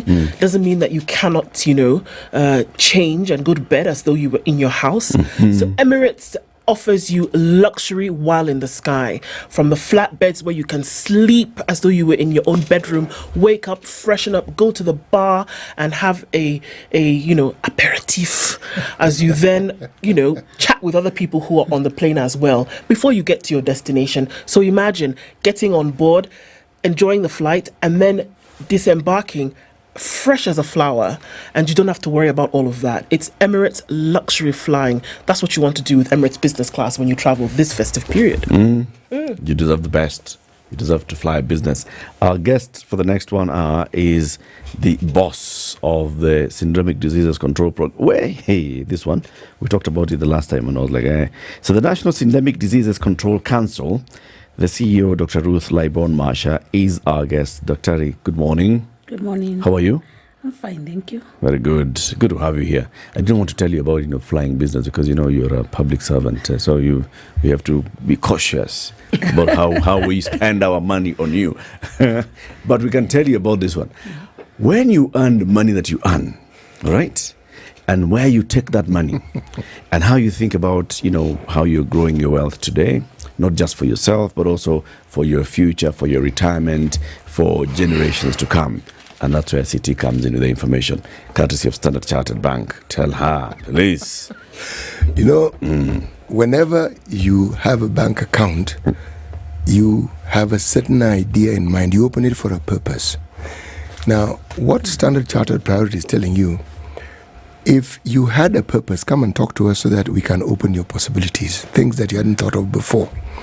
Not that your money will actually be in your account, but how your money works for you and how it makes all the things you had in mind possible. Okay. And this is something they will walk you through. Now, by the time a bank has been around for 110 years, surely they do know a thing or two about how it is to manage money. Because many banks begin business and shut down. These fellows haven't. And they're saying, the thing to do is come and have a talk with us. And we will tell you of the many possibilities that are actually at your beck and call, should you choose to trust us to help you work towards the goals that you have. So if I want to do my pineapple farm, so the place to go is... Standard Chartered Bank. Even if it's mushrooms. Okay. So they'll give me the information on how... Yes, they will guide you, they will walk with you, and they will tell you what it is that they would suggest that you do. Once they understand, they will take the time to understand what it is you want to do, how you want to do it. And then they will now guide you and tell you, this is how we suggest you approach this particular matter. Yes. That's brilliant. They'll walk you through it. Dr. The last time you were here, we were talking about the work that the National Syndemic Diseases Control Council does. And now, just recently, of course, the 1st of December, the world commemorates World AIDS Day. And there's a lot of information that then comes out after that. And this time, the last time, it was just after the Safari Rally, and there was this whole conversation about people going to Naivasha and sharing. They're sharing things. They're sharing preps. They're sharing PEP. They're sharing ARVs. They're sharing morning after pills. They just consumption like this and the other, Now there's a whole issue about PrEP and PEP. We'll talk about that. But City will first give you the day's proverb. And then, of course, you know what you need to do. Listen to the man, internalize the proverb, and then tell us what the proverb says to you. Where are we this week? We are in the People's Republic of Mozambique. Not democratic, not just republic, but the People's Republic of Mozambique. Msumbiji, in other words. The grasshopper that was eaten by the hornbill must have been deaf. Okay, so the grasshopper that was eaten by the hornbill must be deaf. It means that the hornbill makes some form of noise or buzz, and the grasshopper is one of the insects really has instincts to move and leave a space of danger very fast. So if a grasshopper does not hear the noise, that means, of course, it could be deaf, and that comes back to the human beings. Information is power. But if you can get information and you don't act, it's like someone has made noise, and really noise that can save your life, or has tried to give you information that could help you move from point A to point B, but you fail to move because you don't take any action. Connect that with the topic that we have today. So today we are talking about HIV, and I want to say that HIV is a virus. And that's one of the things that you must not forget. And it's also not just a virus. It's what we call a retrovirus. It's a virus that has the ability to change itself faster than any other virus we've seen in our lifetime. That's number one. Number two, it actually just two things does. It's a transmission and acquisition. One person must have it to give to another person. Number three, it's in human beings. It's not been found to be anywhere else. So it's a human immunodeficiency virus. Once it comes out of the human being, it ceases to live. And then number four is that it's here in Kenya. 1.4 million living with HIV, meaning that we are a country where if, for example, the ways of getting the virus is through sexual transmission, you're likely to get in contact with a person living with HIV, because there are 1.4 million. They are everywhere. There's no place in this country where there's no one living with HIV. You can't say there's zero person. And the other way is transmission through mother to child. And now we're also insisting that male partners transmitting the virus to their female partners, who then decide to have a baby and transmit the virus to the baby during breastfeeding, pregnancy, or at birth. And then injecting drugs practices, that also is becoming very common here, with young people finding it cool to start injecting heroin, which is now a very common drug here, because traditionally we used to be what we call a transit country. People would just pass with heroin through a few packets here in Kenya, in Lamu, Mombasa. But now we are becoming what we call a destination. Someone brings a ship for this market, which is now something else we need to think about, injecting drugs practices. And so those are some of the ways that, and of course, we have really worked hard as a country. Progress, we just launched 10 years, and of course that's 40 years of progress, but the 10 years marked scientific advancement. They marked our really fast-track approaches. They marked public education that has been done differently because technology was evolving. And one of the things that we have seen is that we've been able to reduce significantly the number of new HIV infections. From about 100,001 in 2013, now you're about 16,500 and so. Deaths also have reduced from high as 55,000 or 50,000 plus, but to about 20,000. But mother-to-child transmission, very stubborn indicator. We just keep, and that is an indicator that tests actually what is happening in the country. Because 7.3% transmission rates from mother to child are very, very high. We are actually one of the 22 countries with the highest transmission rates. Therefore, it means that HIV is still within the general population, because for someone to get pregnant, there was a man, there was a woman, and then the baby gets infected. So that's where we are, and science has come. So we have a number of prevention initiatives that have been in the last couple of years, and one is using ARV-based prevention. And antiretroviral-based prevention works in a number of ways. One, we have the one that works with people living with HIV. It works for yourself to have the viral load in the body of the person living with HIV to be reduced significantly within the fluids, because the virus is within a number of fluids, from the blood to what is inside your bones to, all the fluids that are in the body. It reduces significantly that during sexual action, the fluids don't have the actual virus. So you reduce infection by almost 96% if someone who is living with HIV is viral suppressed and they have been taking their treatment. Because the game of this, and this is the ARV, an example, the game of this is that it circulates in the body and keep the virus at bay. Then we have moved on and realized that actually we can also, because when someone is infected, especially in the window period, most people don't know. These are diseases you stay for 10 years. Sometimes even without knowing. Maybe during infection, you get a bit of a throat thing, you get a bit of flu, And then after some time, it just goes, it just stays somewhere in your body. And for some people, it can stay for up to 10 years, depending on your body. So because of that, then there's science about the negative person. How then do they take care of themselves? And that is why the ARV-based prevention, what now we call pre-exposure prophylaxis, and another called post-exposure prophylaxis, came in handy. And that's, I think, is a subject that we really want to focus on today. Okay, so even as we look at that, and I'm just interested because you talked about significant reductions in some of the numbers that we've seen over years. So we look at new infections having reduced, deaths having reduced, mother to child, like you said, the stubborn one.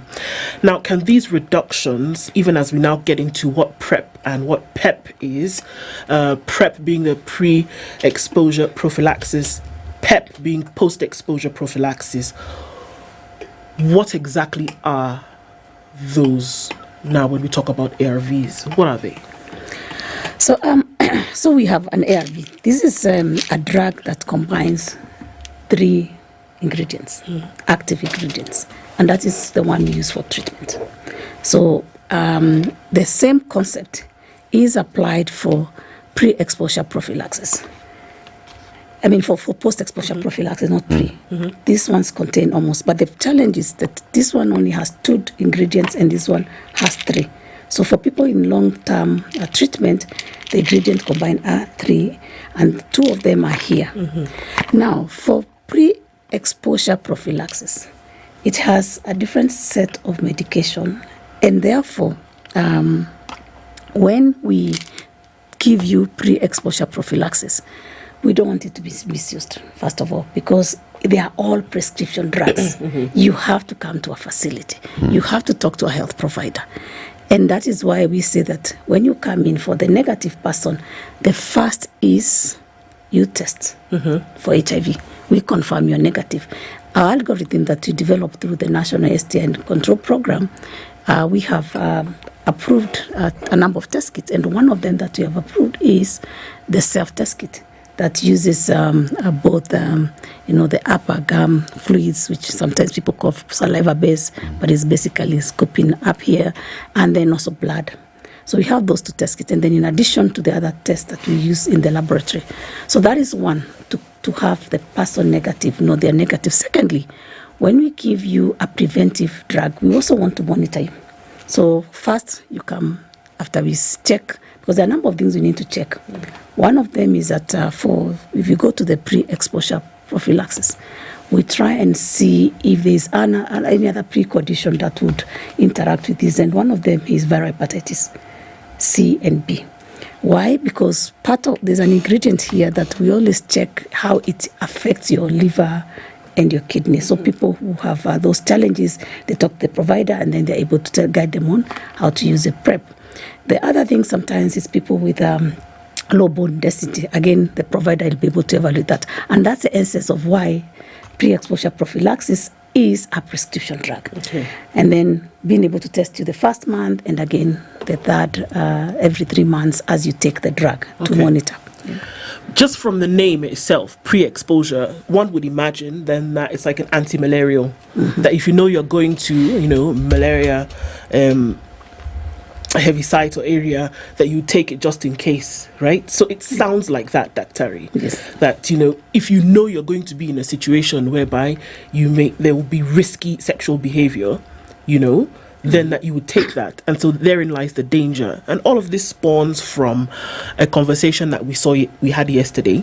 And it was in the news about a gentleman who has 4 daughters between the ages of 12 and 25. And he did see a situation whereby it would be risky sexually for his daughters because of the county that he lives in, whereby they talk about abstinence, they talk about condom use, but still, the county still keeps getting high numbers of infections every year. So Dad said, with all of this, I'm not going to allow my daughters be at risk without protecting them. So they went to the level 5 hospital and they were tested. And then he asked for PrEP because he has heard of this and said, this will be the way to protect my daughters. Is that misuse of this drug? I think first of all, for every ARV-based drug, it should be taken through what you call informed consent. And I think this father cares about his children, but also there is the young women who also should be taken through the information and accept to take the drug. So PrEP actually reduces sexual transmission by about 99% and drug use by about 74%. But two things, it's not a magic bullet. It is used as part of a combination prevention. So number one is that in addition to HIV, we have quite a number of other sexually transmitted infections. The one dangerous one for young women and young girls, especially, it is human papillomavirus that goes to cancer, cervical cancer, and the other one is chlamydia that also leads to infertility. So that is why we say PrEP should be used as a combination and including the use of condoms to prevent sexual transmission. PrEP also does not prevent pregnancies, mistimed pregnancies. So it's not like a magic bullet. But for this father, providing the information to his girls is right. What may not be right is where anybody is coerced to use any form of medication, because these medications require adherence. And adherence is a self-initiative. And that's one of the challenges we have with some of this medication adherence. So it's important for the health provider. And I don't think I don't know the story very well, but in this country, the health providers are trained very well. So I haven't seen, and this is the first time I'm hearing a parent asking for children, but it's important that for parents also to bring the children along. Open conversation is what we need, because today you're with your children, we worry about them, and tomorrow they're not with us. So they should be able to take a decision. I must say why we encourage PrEP though. One, you may have a sexual partner whom you know is living with HIV, and right now we have so many discordant couples with us. But also you also have that partner, you know, living with HIV, but you don't see them taking their drugs regularly. So you are at risk. Then you also know that you have multiple partners, sexual partners of unknown status. You may also be in a relationship, a normal relationship, one partner. But the problem with this partner is that you never are able to discuss sex. You know, that person you suspect, this person is seeing this person. And this is common within our context, where, you know, this guy has had an affair. You start picking his phone, or he's picking your phone, checking who you talk to, texted to. You know you're at risk. So before you sort out all these things of agency about your life in this relationship, because sometimes they are children, there could be also financial violations because you don't have the money to move out. The first thing you do then is to think about yourself and say, yes, this is a relationship that is just one person. Let me move to the facility and ask for something to protect myself. Especially, I can't negotiate for condoms, because in some of these relationships, you just, you know, marriage, for example, sometimes you don't wake up and say, hi, mister, I saw your text messages yesterday, let's use a condom. Then in some cases where the women especially have experienced violence, they don't say that. So we ask you, just come first, cover yourself. It is a period at risk. Just get tested. If you're negative during this risk period, as you sort out this mess, then you're protected. The other people is people who keep having STIs, sexually transmitted infection today, and there are many. Today, they rushed into a pharmacy, they have a green discharge, especially for women, because for men, the STIs manifest early, or sometimes they don't even have any symptoms. So for women, most of these symptoms come a bit later, but you still start seeing them frequent in your life. Then again, you're a candidate that should actually seek for PrEP. Then the other people are the people who are injecting drugs, or people even who use alcohol so much that they forget to use condoms. And then you have also another group of people, for some reason, who keep coming to the facility and talking about condom bust and asking for post-exposure prophylaxis. If we see you coming often for post-exposure prophylaxis, that you had a condom bust last night, another week later you had another condom bust, then we ask you to move away from post-exposure prophylaxis, because we don't want you to continue abusing a certain drug. And I'll tell you why. Because these drugs, as I showed you here, these bottles, they all have different ingredients. And when you abuse one, you get yourself, if you get positive, it becomes very difficult to reduce the virus in your body. So we encourage those group of people. Adolescents and young women, the story of the man, back to him. Why is this parent concerned? Maybe the parent is concerned because the approach may be, of course, not ethical of what he's trying to do, but he's concerned because he's living in a place where there is HIV prevalence. Yeah. He's trying to say that, look, I can see you're sexually active. I can see your boyfriends around. I can see all of you having sex. So I think as a parent, there's sex happening because probably of what you can see around. And for those girls who are telling us multiple partners, and let me tell you, seriously, our generation probably doesn't know some of these things. You know, recently when I was talking to young people, there's big issues of SAM. You know, SAM meaning SOME. So threesome, foursome, group SAMs. You know, all these SAMs are things that were not there for us. But what these young people don't know is that sometimes when they watch these videos, some of those people are probably on protection. But when they try to replicate what they watch into their lives here without looking at the conditions, maybe all those people are negative. Maybe all those people are screened of STIs. Maybe all those people they are watching in those videos they access illegally are actually using condoms. But then they come here and practice it differently. You know, I have seen girls coming to me and saying, oh, you know, we had threesome and one of us was positive. So there are things that are coming up, and the father is worried because of some of these challenges that are coming up that are not our generation. And then finally is about the friendship, the peer. What do the peers tell each other? You know, before I came in, I had to interview my daughter to tell me exactly what's the vibe? What's the vibe about PrEP and PrEP? And I'll tell you that. Let's take a break. 8:29 minutes to 8 a.m. We're having a conversation about use and just getting to understand the various methods of treatment and also prevention and for HIV. PrEP, PEP, ARV use. Dr. Ruth Lyborn-Marsha is the CEO of the National Syndemic Diseases Control Council. She's here. She's our guest. As we take this break, Ndu, yes, please remind us why we need to be thinking about Showmax when you're in this holiday season. What's your entertainment plan for the holidays? Do you not know yet? Not getting those shillings in place? Well, let me tell you one plan that will make sure that for just 300 shillings, you can be entertained from start to finish. And that's Showmax. They're fantastic programming lined up already for you this festive season, whether you're going to be watching local productions like Black and Blue. Again, I'm going to say it's a must watch. Or you're going to be watching, you know, local productions like Foreplay, with also other great programming that's lined up in series, movies, sports, documentaries, all across board. And you can actually take your entertainment with you. That long hour drive from Nairobi to Tamu, this festive period, you can watch an entire movie and some. And you don't have to be in front of your TV to do that because, you know, Showmax is mobile as well. So for 300 shillings a month only, all you need to do is register www.showmax.com, pay, watch this festive season, Shika Showmax. And then now this festive season as well, you also need to think about hydration and you're hydrating properly. And this is where Del Monte juices come in. Did you know that Del Monte juices are made from 100% naturally ripened fruit with no added sugars or preservatives, ensuring a healthy and refreshing experience?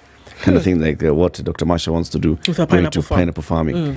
100% natural ripe and then juicy. Del Monte does that. Okay? Consumers need to choose that trusted brand because Del Monte is that trusted brand globally, right? If you're thinking about juice and you're thinking about Del Monte, you've seen Del Monte, Dr. Marsha, on the shelves. Now, you've known where the Del Monte farms are, right? And you've seen how they grow them. It's all natural. It's all making sure that it's all harvested naturally. And they pick the ripe ones. They don't go out here and pick and then go and put in a store and then wait for them to... you can add some things so that it can ripen haraka. Sabu soko ni ya Tuesday. Those things. No, City, you want to say something? No, I have to say that, you know, it's actually interesting how it is that a name becomes synonymous with a product. So somebody goes to a restaurant and says, Del Monte. Mkono juice gani? Del Monte. Okay. Yes. Yeah, so 26 minutes to 8. Let's take this break. We'll be back shortly. Good morning.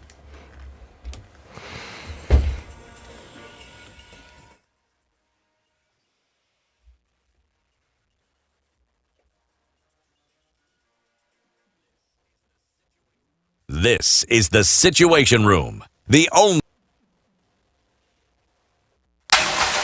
weather with SpiceFM.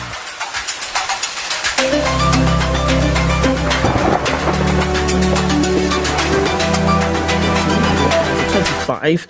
Nakuru will be sunny at 14. It's 15 and sunny in Nyeri with highs of 24, while at 14 Eldoret will go to highs of 23 and lows of 12. It's partly cloudy at 25 in Mombasa with highs of 32, and we'll see highs of 31 in a sunny Malindi at 26. 19 and sunny in Kisumu with highs of 28, while Kakamega at 17 is sunny, going to highs of 27. Kampala is sunny at 20 with highs of 28, while Dar es Salaam at 24 is partly sunny with highs of 30. Johannesburg at 20, sunny, going to highs of 32, while Mogadishu at 26 will be sunny for most parts of Tuesday with highs of 32. It's 12 degrees and sunny in Addis Ababa with highs of 22 and lows of 8. It's partly cloudy at 25 in Lagos with highs of 33, and cloudy conditions as well in Kinshasa at 23, going to highs of 31.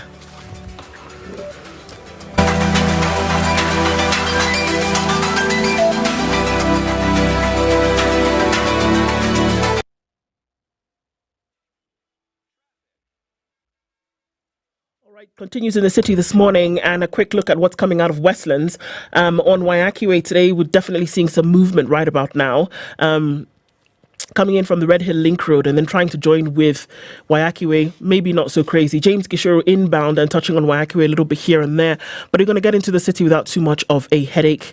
Also, as you come off of Kiambu Road, rather Limuru Road, and then connecting with Muthaiga, and then connecting with Kiambu Road after that, has already started to get pretty crazy. And we're seeing traffic on the Thika Superhighway from the Outer Ring Road junction, leading it all the way towards Muranga Road. Muranga Road, by the way, going towards the roundabout at Globe Cinema is crazy. Landis Road, trying to feed onto Haile Selassie with that whole mess there, is going to be interesting today.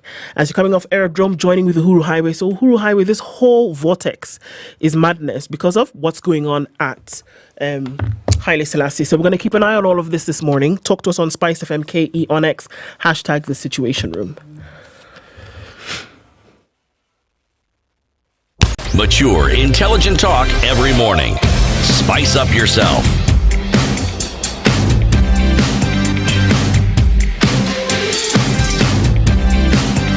Mornings done right.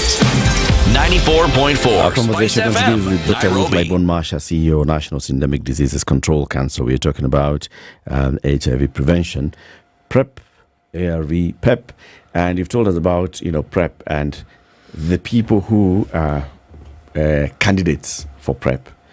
But then all of them must go through this whole process. You go to a health practitioner who will, first of all, do a testing for PrEP. And then there's very many other considerations that happen. That's that's introducing very many barriers to access to this thing. So I think let's just look at the products we have, the pre-exposure prophylaxis, and in the ARV-based prevention. These products really are developed through cohorts of people. We are excited. We got oral PrEP.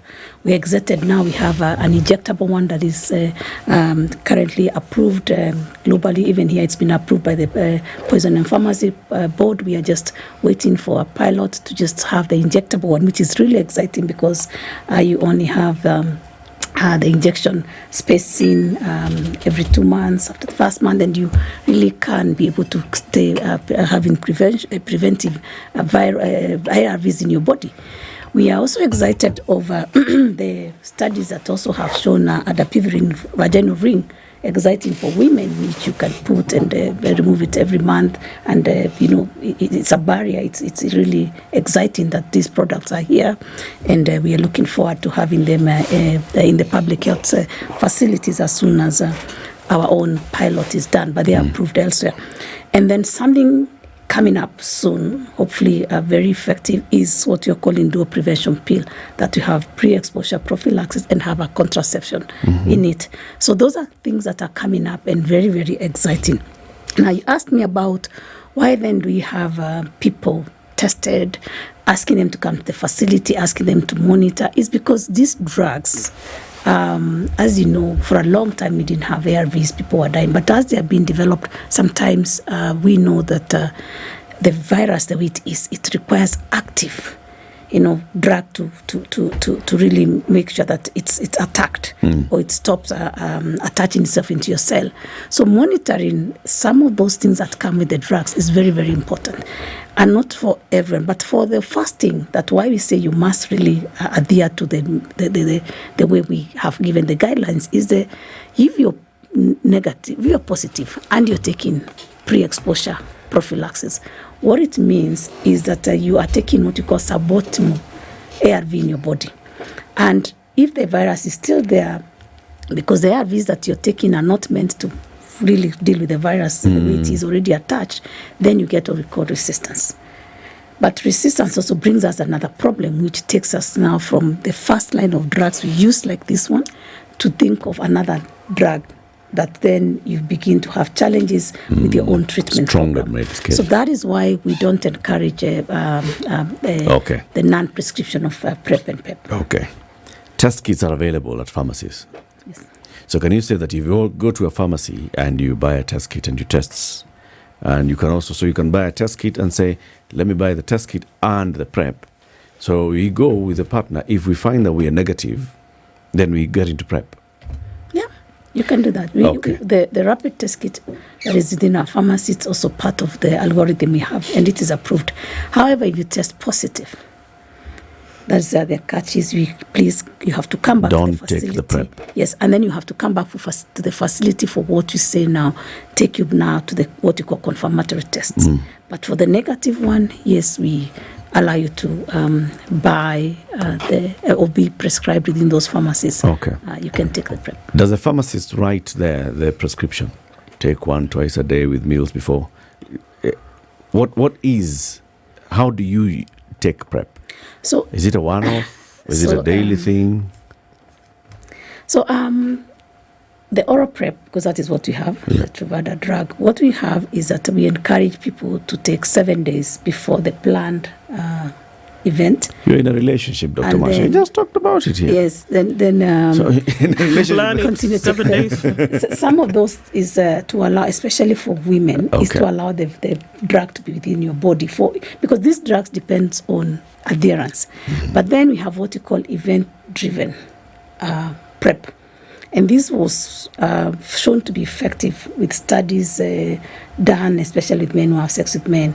And Truvada is one of the drugs that is used for event-driven PrEP. And this one is where 2 hours to 24 hours, someone start taking 2 pills, and then after 24 hours they take 1, and then after another 24 hours they take 1. So 2, 1 on 1, meaning after 48 hours they're still taking. However, for women, it's encouraged to continue also using the PrEP because these studies for event-driven, actually the results were found, especially among men who have sex with men. What happens with these drugs, it's important for them to be tested with all subpopulation. So the event-driven or demand-driven is what some of the young people have adopted.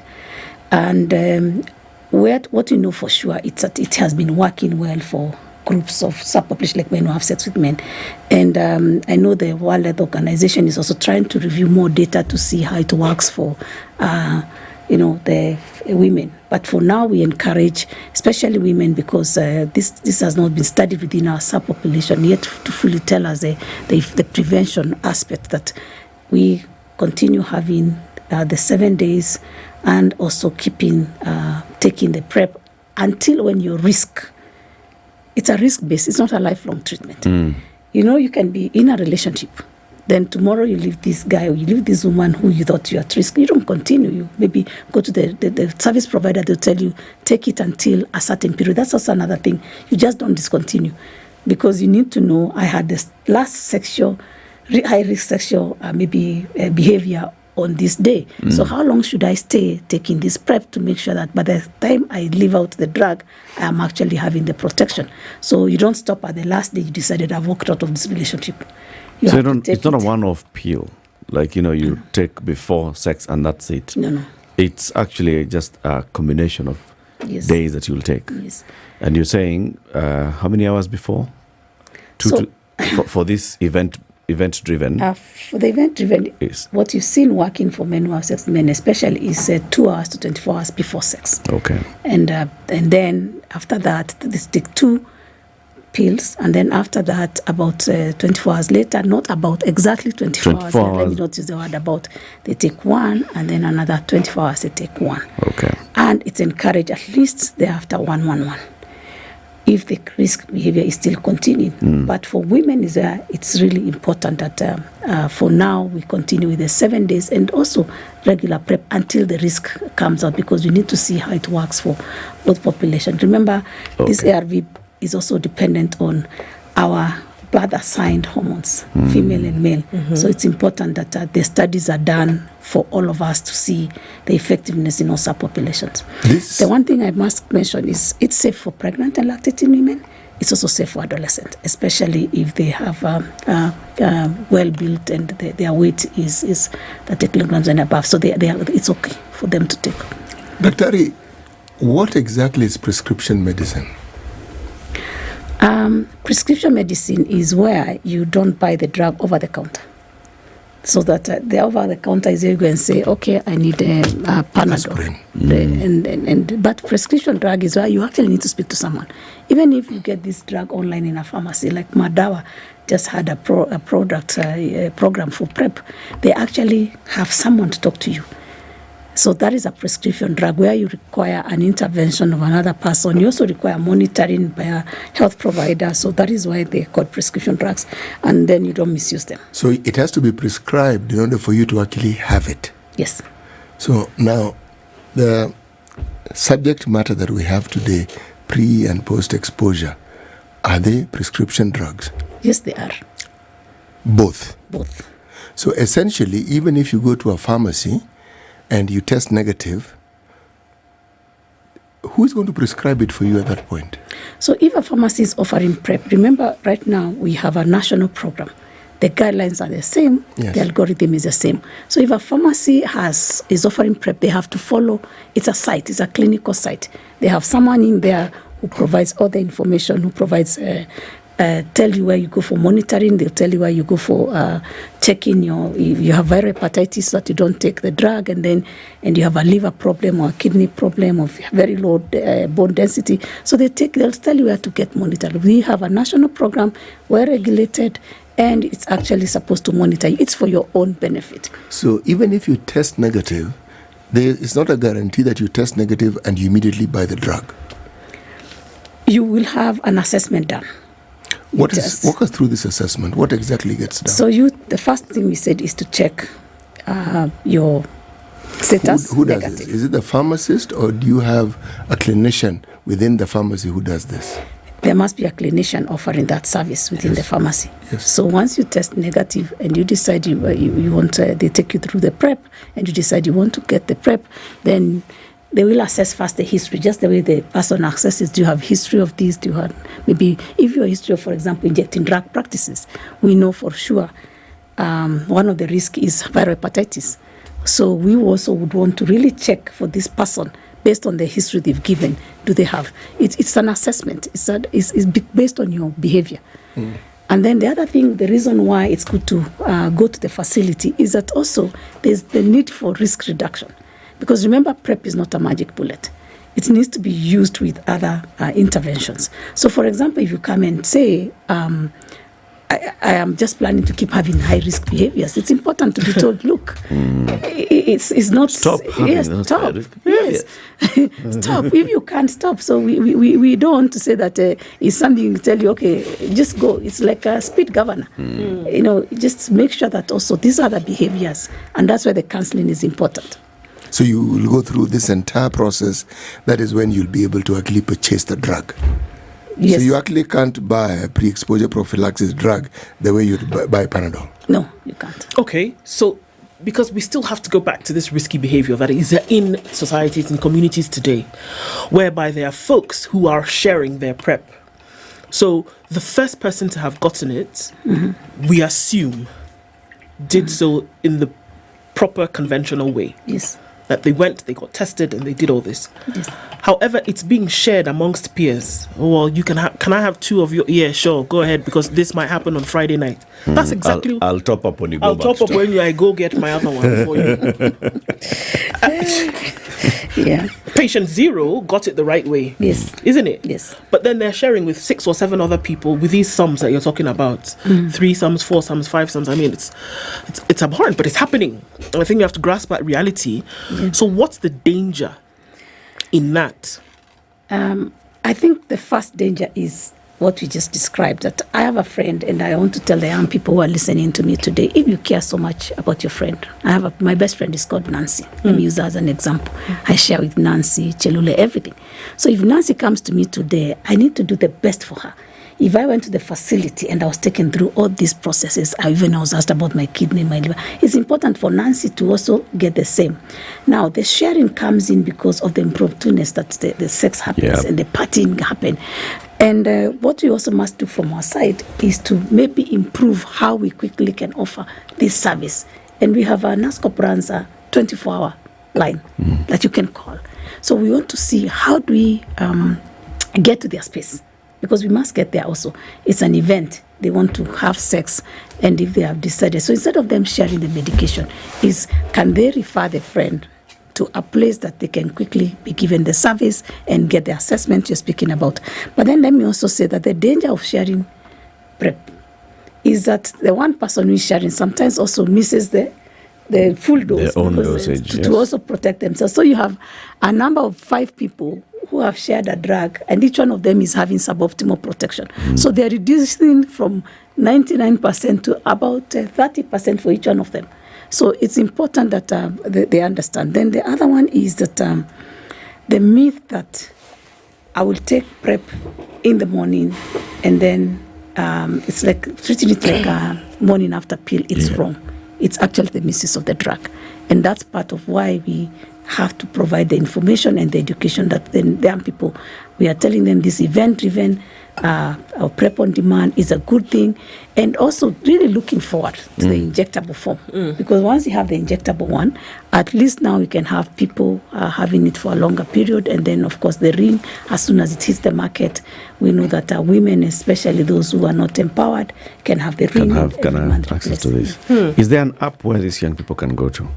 Is there? Like quickly, an app or a platform where so there's this information that just you're in at a party and all, and then you get into it and you answer a couple of questions. So it's taking you through that knowledge, so that then you get access to PrEP, because you're saying you want to make it as easy as possible for the young people to be able to access it. Is there a place I can go to? Is there an X handle that I can go into DMs and there's somebody active on the other side where I just go and ask, okay, so how do I use PrEP? And they tell you, so if you are going to have sex within the next 3 hours, take now, and then the next 40 days, like what you said, 24 hours later, this, and the other. Yes. So we have a number of institutions that are running hotline. One of them is NASCOP, and then you also have LFCT Health. So I'll quickly just give you the numbers that we use. So you've gone into these institutions, then you'll be able to get, right? You'll be able to call yes, and speak to someone. Yes. How about one that just speaks anonymously? The beauty about all the call centers that are available for in the HIV space, including the Madawa one that was online, is confidential. It's all confidential. No one is going to share information, and no one is going to say you call. And in fact, at that point, your name is not even necessary. It's actually giving you the service becomes number one driver. So I will let you know where to go and how to access. And then even we have the self-test kits. Behind the self-test kit, there's also actually a number you call. You don't just test yourself and you lock yourself in the room. So you have the number that you call, and then the person behind that call will take you through every single test, step of the test. Once then you get your positive, because the most people worry a lot are those who get the positive results. Again, they will have entire communication with you. You're not going to be paying for that call. Yeah. And they will finish with you and give you a referral center where they'll ask you where you live. And based on where we live, currently we have more than 3,000 primary healthcare facilities across the country. Doesn't mean you're an urban or rural area that actually you can get your ARVs from. So you'll be guided to the nearest one that is near you. You'll go there. And if possible, and where you have also an issue and you want to speak to another person, maybe person living with HIV, to tell you, especially when you've tested positive, they'll guide you the nearest support group that is available and show you how you can probably access someone to talk to. For pregnant women, we have people we call mentor mothers, and that's actually usually one of the best strategy that has been put, because again, you find a young girl who walks into the facility, or in the morning she tests herself pregnant and she finds she's pregnant, and it's unintended, so the first shock is a pregnancy. The same day or maybe a day later she tests and then she gets positive status for HIV. So again, positive. So she begins to panic, and one of the things we do is to look for a mentor mother. This is a woman who is pregnant, has been pregnant also before with HIV, and have gone through the same services. So we have all these connected support groups across the country, and that's why we are working together to reduce stigma. And as we give the numbers, the one thing that we must say is that the conversation about PrEP, including the coming up of vaginal rings and these other new technologies, it's actually about stigma. The reason people are sharing the drug is because you're telling me the story, but the reason you're not going to tell the story to the provider is because you fear stigma. You also fear that they know you. One of the things is that people must be really shocked. The health providers, actually, if they meet you on the street and you're their client, they don't even remember that.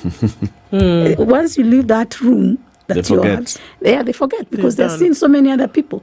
So sometimes that self-stigma is our biggest challenge. And then that self-stigma is now with us. If you're negative today, you know this disease is like this. So when you're tested, you carry the same ideology with you into the positive status and say, now, the way I used to think about those people is what they're thinking about me. So now what you're trying to do with the negative population is that when you see yourself taking an ARV-based prevention, and then there's someone taking an ARV for treatment, you begin to see this disease differently.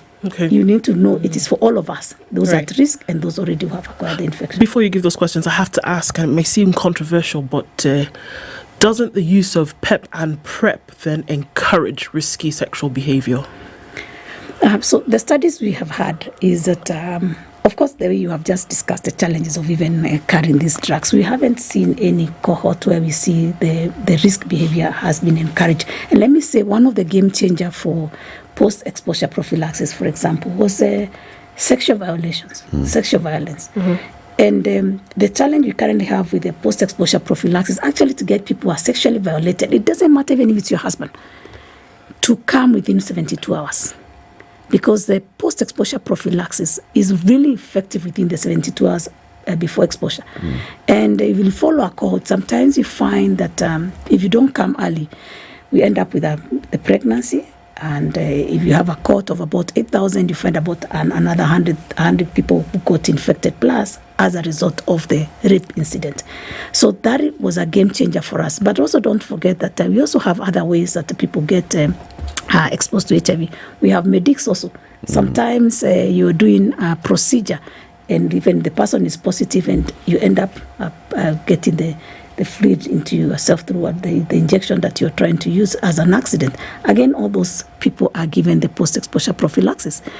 The thing about the post-exposure prophylaxis, it is not like PrEP.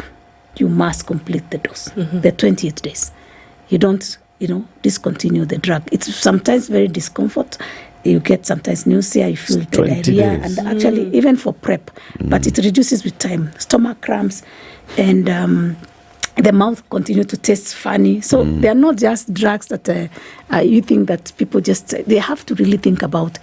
But however, something like PrEP, after the first few days, the symptoms begin to go away and you get used to So your second dosage will be much better than the first? By the third dose, it's much better. But Daktari, does it therefore not mean that that whole chain of people who provide the service, the pharmacist, the clinician and other health providers, that they actually must be trained in HIV care and treatment? Yes. So these pharmacies where you can get these drugs, are they specific pharmacies where you know that the pharmacists have a specific understanding of these drugs, or are they just like Let me use Panadol again. Everywhere like Panadol. No. All the facilities that are approved to issue PrEP have to also have the requirements. They have to have that provider who is trained on HIV care and management. They also have to have someone trained up on the PrEP and the use and the steps that the national guidelines have put in place. So we just don't wake up and say every pharmacy will have but we are going there. We want to have a place where we make these drugs accessible to everyone within their place. Yes. And that is where we are going. And especially in our journey towards self-reliance. I must say now we are offering all these drugs for free in public facilities.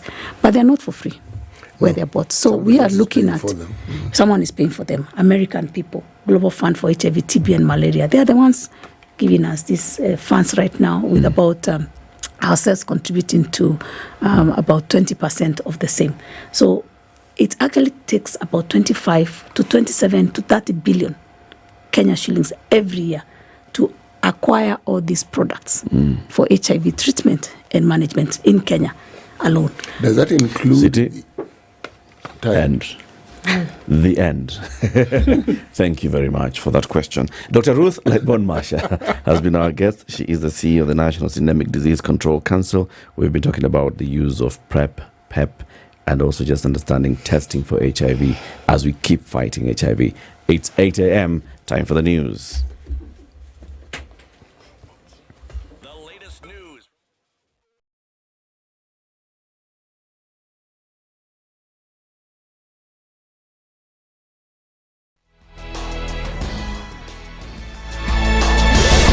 Good morning, this is the news. I'm La. Obaga President William Ruto is today expected to continue his coastal region tour for a second day, scheduled to launch the Devki Iron Industrial Project. Trade and Industry Cabinet Secretary Salim Vuria is hosting President Ruto on the tour, which is expected to boost the president's popularity in the region. The Devki factory launch ceremony is taking place in Manga area in Taita Taveta County. Yesterday, Ruto began his tour, where he visited several areas, including Wundanyi, where he used the opportunity to advise Kenyans to remain united. Tuache ugomvi, tuache chuki, tuache migawanyiko, tuachane na ukabila, tuungane, sisi wote ni ndugu moja wa taifa moja la Kenya. Na ndio mmeona mimi nimesema tuunganishe hata serikali. Si sasa tuko na serikali ya broad based. Nimesema hata wale walikuwa upinzani wakuje tufanye kazi pamoja. Kwa sababu Kenya hii ni Kenya moja, ama mnasemaje? Mnasema niunganishe hii Kenya ama mnataka tutenganishe? Mnasema tuunganishe. Na mimi nataka niwahakikishie wale wote wanaabudu sanamu ya ukabila, tutawachana na wao. A similar statement was made by the Mining and Blue Economy Cabinet Secretary Hassan Joho. Na mimi namuunga Mheshimiwa Rais ya kupigana na ukabila. Si ndio? Si Kenya ni moja? Si mimi ni Mkenya kama Mkenya mwingine? Na wewe si ni Mkenya sio? Basi mimi nataka niseme tutasimama imara. Na wakituletea mbaya tutaletea mbaya sana. Na wakileta noma tutaletea nini? The National Treasury is exploring alternative public-private partnership models to finance the country's mega infrastructure projects following the cancellation of Adani Group-led initiatives for the Jomo Kenyatta International Airport and Ketraco. Principal Secretary for the State Department of the National Treasury, Chris Kiptoo, stated that the country's fiscal position is untenable, making it impractical to finance key infrastructure projects like the upgrading and modernization of JKIA through the national budget. He emphasized that taxpayers are already burdened by the current tax regime. Kiptoo also highlighted the urgent need for JKIA's modernization.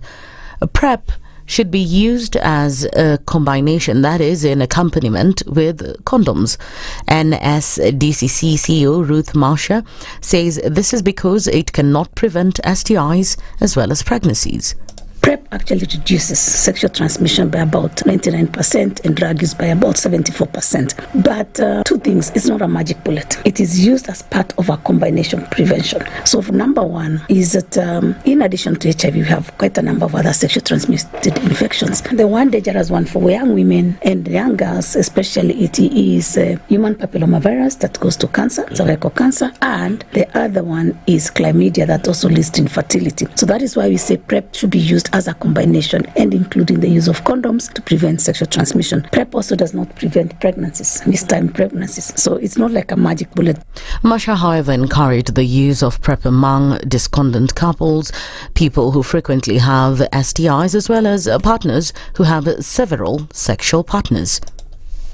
I must say why we encourage PrEP though. One, you may have a sexual partner whom you know is living with HIV, and right now we have so many discordant couples with us. But also you also have that partner you know living with HIV, but you don't see them taking their drugs regularly, so you are at risk. You also know that you have multiple sexual partners of unknown status. You may also be in a relationship, but the problem with this partner is that you never are able to discuss sex. You know, that person you suspect, this person is seeing this person, and this is common within our context where you know this guy has had an affair. You know you're at risk. So before you sort out all these things of agency about your life in this relationship, because sometimes they are children, there could be also financial violations because you don't have the money to move out. The first thing you do then is to think about yourself and say, yes, this is a relationship that is just one person. Let me move to the facility and ask for something to protect myself. Especially I can't negotiate for condoms, because in some of these relationships, you just marriage, for example, sometimes you don't wake up and say, hi, mister, I saw your text messages yesterday, let's use a condom then.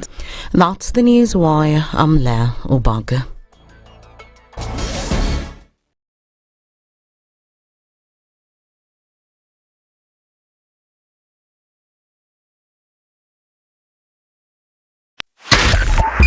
.5 Spice FM, Kisumu.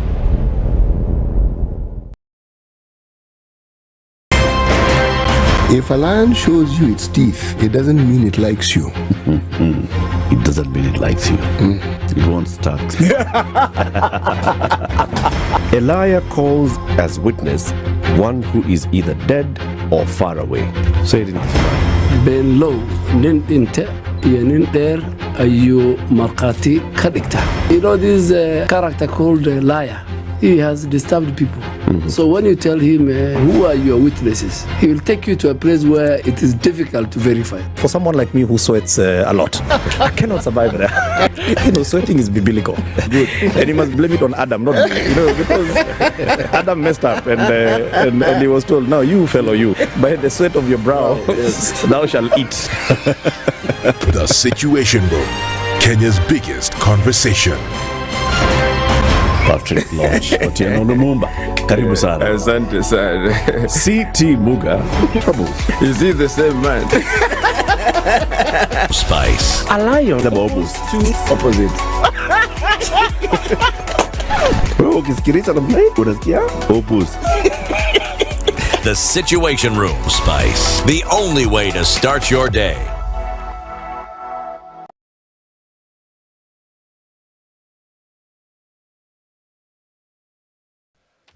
All right, a quick look at where we are with traffic this morning. It's still very busy as you come off of Langata Road and touch on Uhuru Highway. Uhuru Highway is going to give all the way into the city, and it's going to get a little bit crazy as you come in from Haile Selassie as well. Haile Selassie coming in from Gong Road. All of that looks pretty messy right about now. Okay, also, as you keep going out towards Westlands, you'll find that it even gets busier as you touch on museums around there, and then coming in from Chiromo. Ring Road Westlands busy as well, and we're looking at Waiyaki Way with some traffic. The Red Hill Link Road coming off of Waiyaki Way and also inbound on Waiyaki Way, crazy as well. We're in traffic hour proper, so it looks like it's going to get crazier as we go ahead. Let's take a look at the Eastern Bypass, and traffic is coming in hot as well. And also off the Thika Superhighway, well, not too bad this morning, and it's all manageable. Let's talk on Spice FM KE on X, hashtag The Situation Room.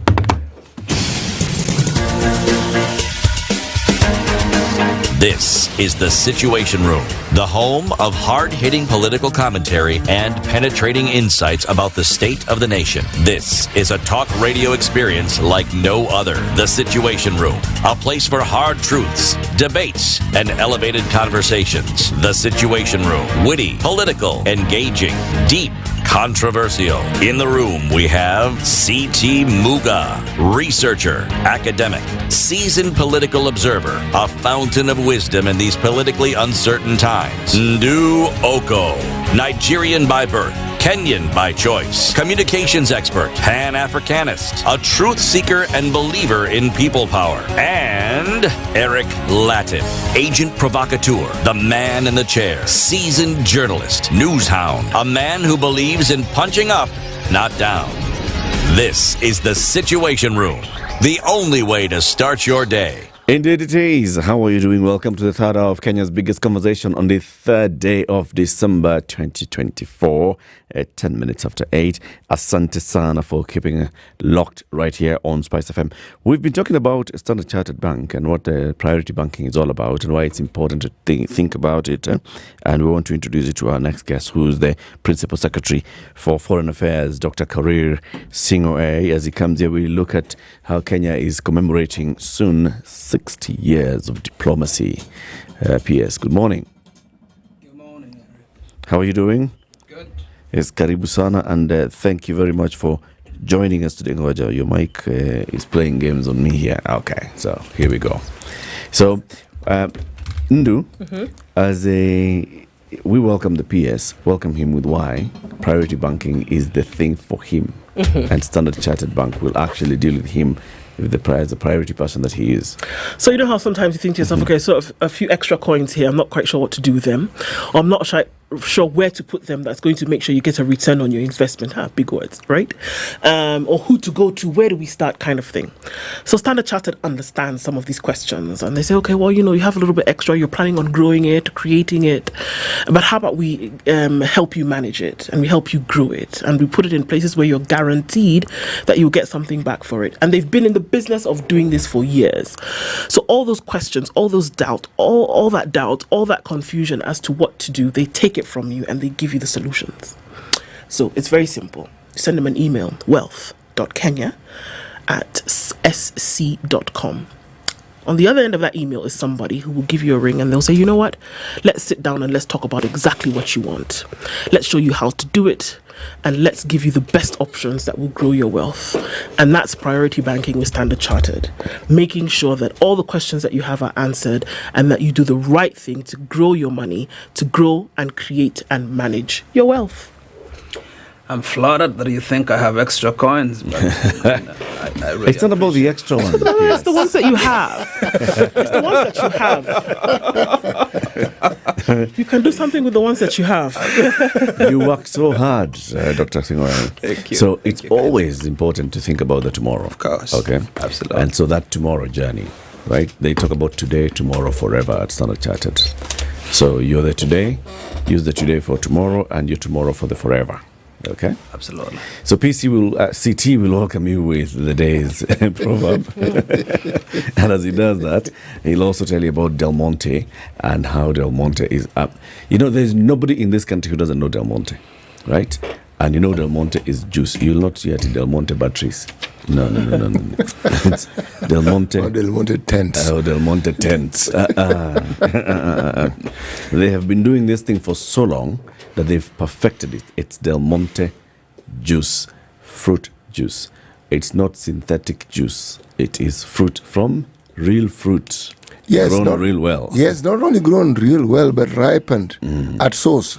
Not ripened after you have added this and that or removed this and the other. No. It's as natural as can be. And that is what they offer you. Yep. And that is why Del Monte is a name you can rely on. It's a name that, as they say, you can take to whichever financial institution you like. Yes. Others call it the bank. Yes. Right. So, PS, as you head back to the office, of course, we know where your office is. We'll tell Del Monte to drop a hamper to your office. I'll be really honored. Very good. Yeah, absolutely. Very good. Yeah. The day's proverb, City? Yes, our proverbs for the whole of this week are from the People's Republic of Mozambique. The grasshopper that was eaten by the hornbill must have been deaf. The grasshopper that was eaten by the hornbill must have been deaf. Yes. What do you think this proverb is saying? Well, I suppose it speaks to the idea of situational awareness, which means that because we live in all sorts of habitats, we must be alive to the different noises and the shrieks that tell us danger is looming, and take precautionary action. I think that's what I can surmise. Yeah. Get it? And if we were to apply your very, very, very, very accurate understanding of this particular proverb, how would you apply it to diplomacy? I think it speaks to the idea of proactivity. I think often there are telltale signs of a looming crisis, but we don't take action when we ought, and we wait until it's fully blown, when often the cost of responding is truly high. And so I think it speaks to proactive diplomacy, and the need for preventative solutions rather than for us to wait until the crisis actually hit home. Thank you. It's a good one, right? It is excellent. So we've been hearing the vibe is that, Kenya is commemorating 60 years of diplomacy. What does that mean? It means we've been doing diplomacy since 64. We started off by way of only 6 missions. We're inching towards 70 now. So this is marking the first time that Kenya established a mission outside of this country. It is the first time Kenya established a mission is in 64. Which was the first one? Which were those first 6? Actually, Egypt. Egypt was our first. Egypt in Africa. Really? Yes. What informed that? I think the spirit of Pan-Africanism and the role that Egypt played during that period, and the importance of Egypt at the time still is extremely important in the present. So that's number one. And then number two, the others were, of course, London and Paris in Europe. Then Beijing and Moscow. And New York in the United States. So where was Berlin? We give them number one here. For the reason that Berlin was, Berlin recognized Kenya as number one, but I think it came into the pipeline soon thereafter. Okay. Yeah. So we set up in Germany after these ones. Yes. After Egypt, UK, France, China, Russia, USA, and then we went into what was informing this. So the first one may have been the Pan-Africanism, but what was it that was informing the others? The others was informed largely by the fact that, number one, Kenya was, of course, just an emerging state, an emerging independent state, and wanted to have relations that, number one, straddled what was then this major divide, the communist world, and the more liberal democratic world. And so that was the first idea behind having missions in Moscow and in Beijing. But and of course London being our former colonial master, and France sort of as the other power in Europe at the time. Don't forget that Germany at the time was just still recovering from the post-war era. So it wasn't as strong economically as it is today, not as dominant. But I think the other point made, of course, was that even at that time, Kenya considered its presence in the UN as critical. And therefore, we actually set up in New York before we set up in Washington, so before a bilateral mission was set up. So that's the theory. We needed a presence in both worlds. We needed to be anchored in the UN, and we needed to be anchored in Pan-Africanism, like you say. Africa. Yeah. It's interesting because when we look at the 60s, and most African nations were getting their independence. They were now going to be known as former colonies, and then instituted the likes of, nation leaders. And so I would then be curious as to why, because then soon after that came the calls for African unity, after having seen what had happened with the colonialism era. So then I would often wonder, then, was there more emphasis put on external connection than African connection? Because what happened in Kenya happened with a lot of other former colonies. Looking outside first, especially with the establishment of missions. Do we see that? Was that important? Or was it just coincidence? I think it's a very interesting question.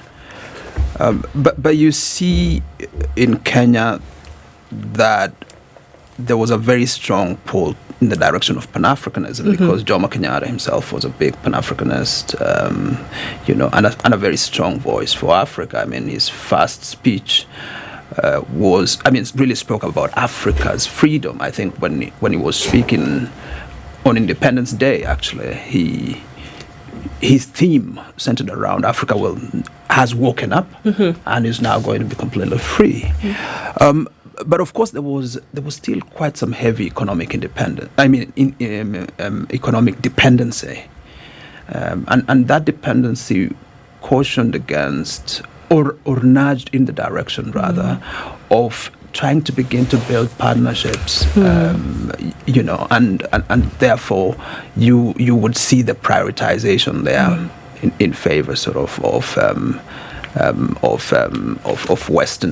Western nations, so to speak. Yeah. And also at that time, because you had the leaders like, the Kwame Nkrumahs of the day, the Julius Nyereres of the time, and everybody was coming together at that point. Would there, and I come back to Kenya now celebrating, these 60 years of now having conversations outside looking in. Do you think that point has changed or should change when it comes to Kenya's foreign policy, when it comes to reviewing of foreign policy, which, some people have said every decade or so, take a look at it again? Has that changed? Or would there today for Kenya be a look towards uniting Africa, or while keeping, external tentacles tight as possible? Or is it the reverse? Be a global nation while keeping your African ties close? I think there has been a change. I think that change is informed largely by the fact that today our biggest trade is with Africa. It's with Uganda. It's with Tanzania. It's with DRC, okay? Our biggest connections are also with the region in terms of opportunities. If you look at the number of Kenyans who are working in a place like Tanzania, in a place like Somalia, in a place like South Sudan. I mean, if you look at our companies that are doing business in DRC, where we, between KCB and Equity, we control, our banks control about 50% of the financial sector. So really, if you look at it from that perspective, in terms of the need to drive our economic interests forward, Africa is the first logic. But related to that also is the realization that Africa can even become stronger. Okay, and that Kenya can be stronger if Africa is strong and has a strong voice, okay? And that would be realized if Africa coheres within the context of the African Union, Okay, and so for me, I think our current policy now, as reviewed, really prioritizes regionalism. And it prioritizes that also on account of the fact that if you're thinking about responding to peace and security issues, the first place where you can respond and the first responders would be guys within the region. We're going to fix Sudan. It will not take a JIDA process. It will not take a process in Switzerland. It would take a process that is homegrown under IGAD, under the AU, under ES, under ESC, amongst others. But the push in favor of regionalism also is informed by what I'm calling the rupture of multilateralism. Okay, where the multilateral order is increasingly fractured, and we are finding difficulty to collectively organize and to build consensus around literally anything now. And so it follows that we must build consensus at the regional level first. So let's build our multilateralism, from the region up, if you like. From the region to the globe, as opposed to building consensus from the UN down. That's sort of the logic that we are pursuing at the moment. Is it that multilateralism is fractured, or is it that more voices are emerging? Was there actual multilateralism before, or was it a multilateralism by a few that was then presumed to be adopted by everybody else? And now the everybody else is actually coming up to say, hold on, you can't just be sitting there and deciding what the world order looks like. There are other people who have a say on how the world order should look like. I think it's a fair proposition that you make. The current multilateral order is a post-Second World War sort of peace settlement, if you like, between the powers that be at the time. And so even the institutional architectures were really based on the relative powers that were at play. How do you explain the absence of countries that are so economically strong, such as now Germany and a country like Japan not being in the Security Council, for example? It's because relative to the time that these architectures were built, these countries were down. I mean, how do you explain the presence of the UK in the Security Council today? Relative to today's time, it's not a real power. So it is true that on the one hand, the multilateral order froze a particular power structure that existed at the time, and that over time, it has not accommodated developments and changes that have taken place, and therefore it is fraying in the margins. And I don't think it's even fraying in the margins. I think it's literally nearing collapse, because it is unresponsive to the crisis that we presently face. All right. And how do you explain the exclusion of Africa, a continent of 1.3 billion people, its complete absence, within the seat of the UN Security Council? How do you explain that what it's being offered now at most is, two permanent seats without veto, sort of like that's the best you can get? Okay. Why do you really these are think... the challenges? Okay. And you're being invited, you're being invited really to negotiate just on the basis of what exists.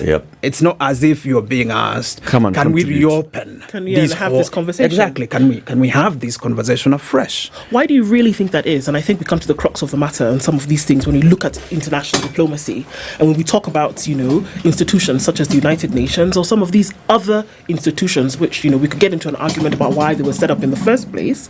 But if we're going to say it's, a members club of the world's, richest and most powerful, because in layman's terms, that's what it is. But here we are saying you can be invited to have a conversation. Why do you think it is that the continent, that is often touted with the most resources, with the largest population, with the potential to scale and roof the world in the next decade, etc. I mean, we've heard the platitudes over and over again. And then you have regional bodies, and then you have countries like Kenya in East Africa, South Africa, Nigeria, Egypt. We talk about them all the time. And yet, there is not even reluctance, there is avid refusal to bring them into the decision making of one of the world's most powerful bodies. Why do you really think that is? We can have a conversation with Kenya about send troops to Haiti. You can have a conversation with Kenya about support or not support Israel. You can have a conversation about support or not support the Ukraine. But you cannot invite Kenya to actually say, you know what, come and sit here at the table. Why? Big question. I think fundamentally,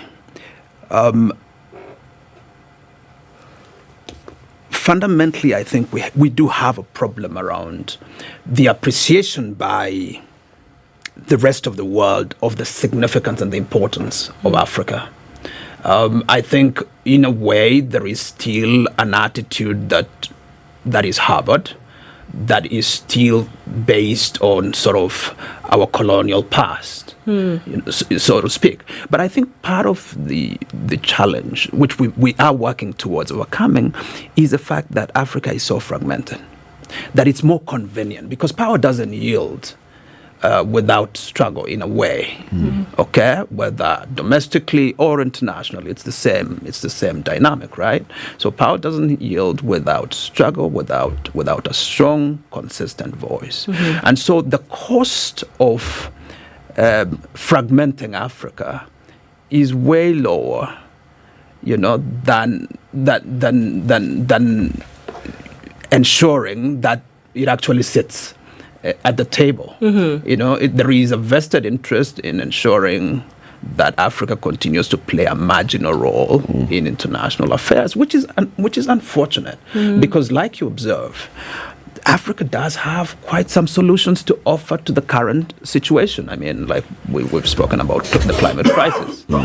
Africa does have something to offer to the world, and it would be in the interest of the world, one would presume, that Africa does have a seat at the table. Do you think it has anything to do, anything to do with a nation's perspective? Because if, for example, there are requirements for you to join a club, right? There's certain things. I mean, if we look, the folks who are in this club, there's something that there's synonymity that runs amongst them. We're not talking about nations who have a problem with their economies per se. We're not talking about nations who have a hunger or poverty issue. We're not talking about nations who have systemic issues when it comes to making sure that citizens are taken care of. So if Kenya, for example, was robust in its economy, was making sure that all its ducks essentially were in a row, I would imagine that nobody would have to invite you to the table. You would be at the table. I think that's one way of looking at it. But Kenya, no matter how it were to project itself, like in its best form, would still not have sufficient negotiating capacity vis-a-vis the powers that we're talking about. And that's why we have made not the observation, but that's why we have made the very clear case that Africa needs to come together. We need to have very clear, coherent, sustainable common positions with regard to quite a number of critical global issues, so that when we take the stage, in conjunction with other countries within the global south, we can actually be able to project much more strongly in the direction that favors our broader interests. Sometimes one wonders what that common position would look like. We'll take a break. When you come back, I'll raise that issue with you. A couple of years back, Kenya appeared to have been championing that we amend the Rome Statute of the ICC because we had issues with the ICC, right? And right now we appear to have stopped that push. And in fact, we are, celebrating that the ICC is taking some action and also chastising the ICC for taking other actions. Time for that break, 27 minutes to 9. Our guest is the Dr. Korir Sigei. He is the Principal Secretary for Foreign Affairs. Of course, the ministry is the Ministry of Foreign and Diaspora Affairs. He's our guest. We're looking at 60 years of diplomacy in this country. What's our foreign policy been like over all those years? And now we are coming into reviewing our foreign policy. You'll also touch on what then our focus for the new foreign policy will look like. Ndu, please tell him about flying Emirates business. You do fly, don't you? Often. Often, of course. I mean, your position almost demands it, does it not? You know, he has to go and inspect our missions. How many missions do we have now? We started with 70, 6. Yeah, 70. 70 missions. Yeah. So he has to at least travel to 70 destinations. At least, at the very least. Not within the year, mate. So when you do that, when you fly business class, it's not just about the onboard experience. With Emirates, it's actually about everything from getting to the airport to boarding the plane until when you disembark. It's traveling, it's a unique journey, and it's filled with impeccable services. So you can imagine getting into a flight and you wouldn't know whether you were in a restaurant on the ground, fine dining, there's completely lie flat beds, and that you can wake up in your destination when you're refreshed after having been given pajamas, by the way. Yes. And so you can wake up in the morning, freshen up, and you get into where? London, Paris, Cairo. It doesn't matter where it is that you're going. Because of the Emirates experience, it's luxury while in the air, and it's also making sure that all your needs are met from beginning to end. He knows flying this season. He knows all these things. He knows. That's why he's just looking at me. He's not even because I'm listening very keenly. Because he's saying, did you like the pajamas? I have an idea what they feel like, but but I think let me just observe that I think those services are really important, because let me tell you, part of the reason we fly business is because you literally touch down. Say you've done a 12-hour flight, you touch down, and often you go straight into a meeting, barely any time to transition. Okay, so it really makes a great deal of difference that you've had sort of a restful 3 or 4 or 5 hour and Emirates gets that. You see, they understand Emirates that. does get that. And also justifies why actually it's important to have such people flying business. People argue, why? Yeah. It makes a little bit. 24 minutes to 9. We'll be back shortly.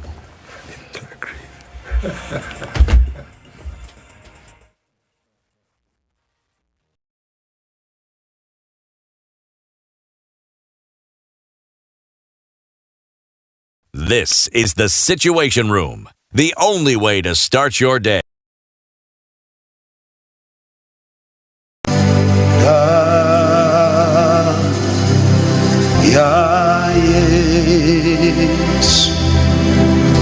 New Life Prayer Center and Church chini ya Pastor Evangelist Ezekiel inakutangazia ibada kubwa ya meza ya Bwana. Tunapokutana kwa mwili wa Yesu na damu ya Yesu, tunapeana chakula kwa yule mtu wa ndani. Baraka za kufunga mwaka 2024, kupokea nyota, uponyaji, unabii pamoja na kufunguliwa kabisa. Ibada hii itafanyika tarehe 4 hadi tarehe 15 mwezi wa 12 2024. Mahali ni Mavueni, Mombasa nchini Kenya. Watu wa dini zote, watu wa mataifa yote mnakaribishwa.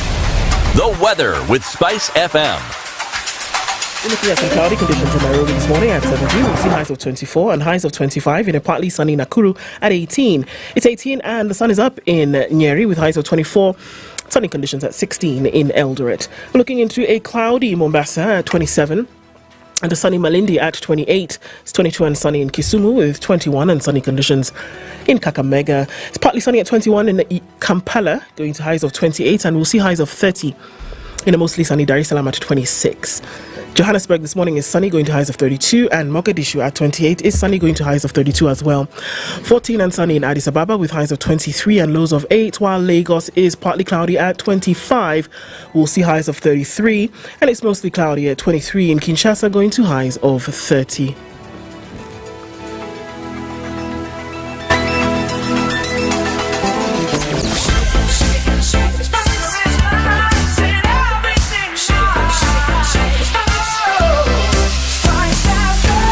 Spice up your life.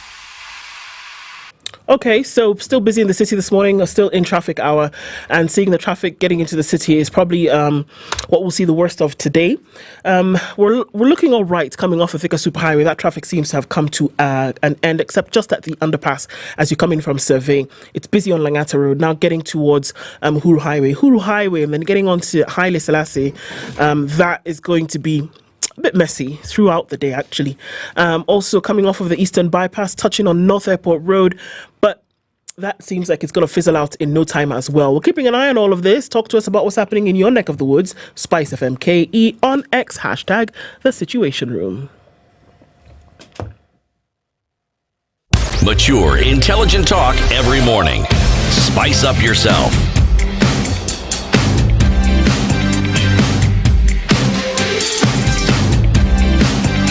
Mornings done right.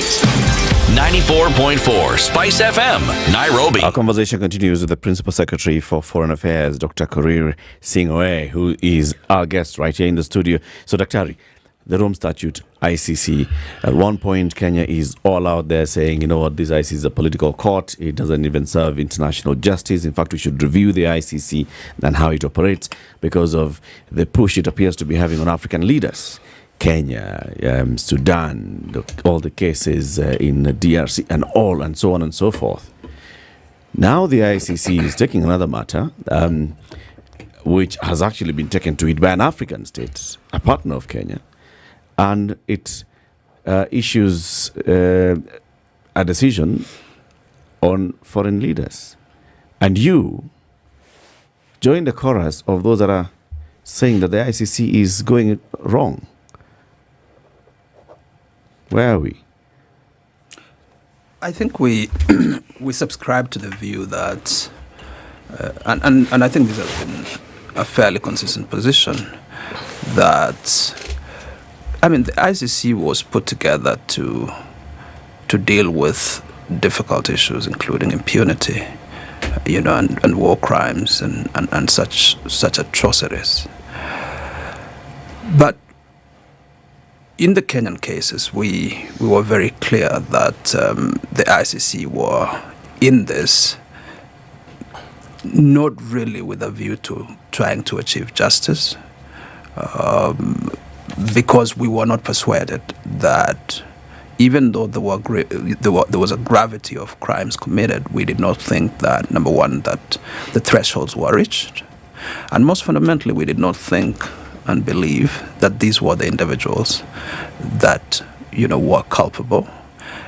But most critically for me is that we did not believe that in pursuing this path that it would lead to a resolution of those complex issues in the Kenya case.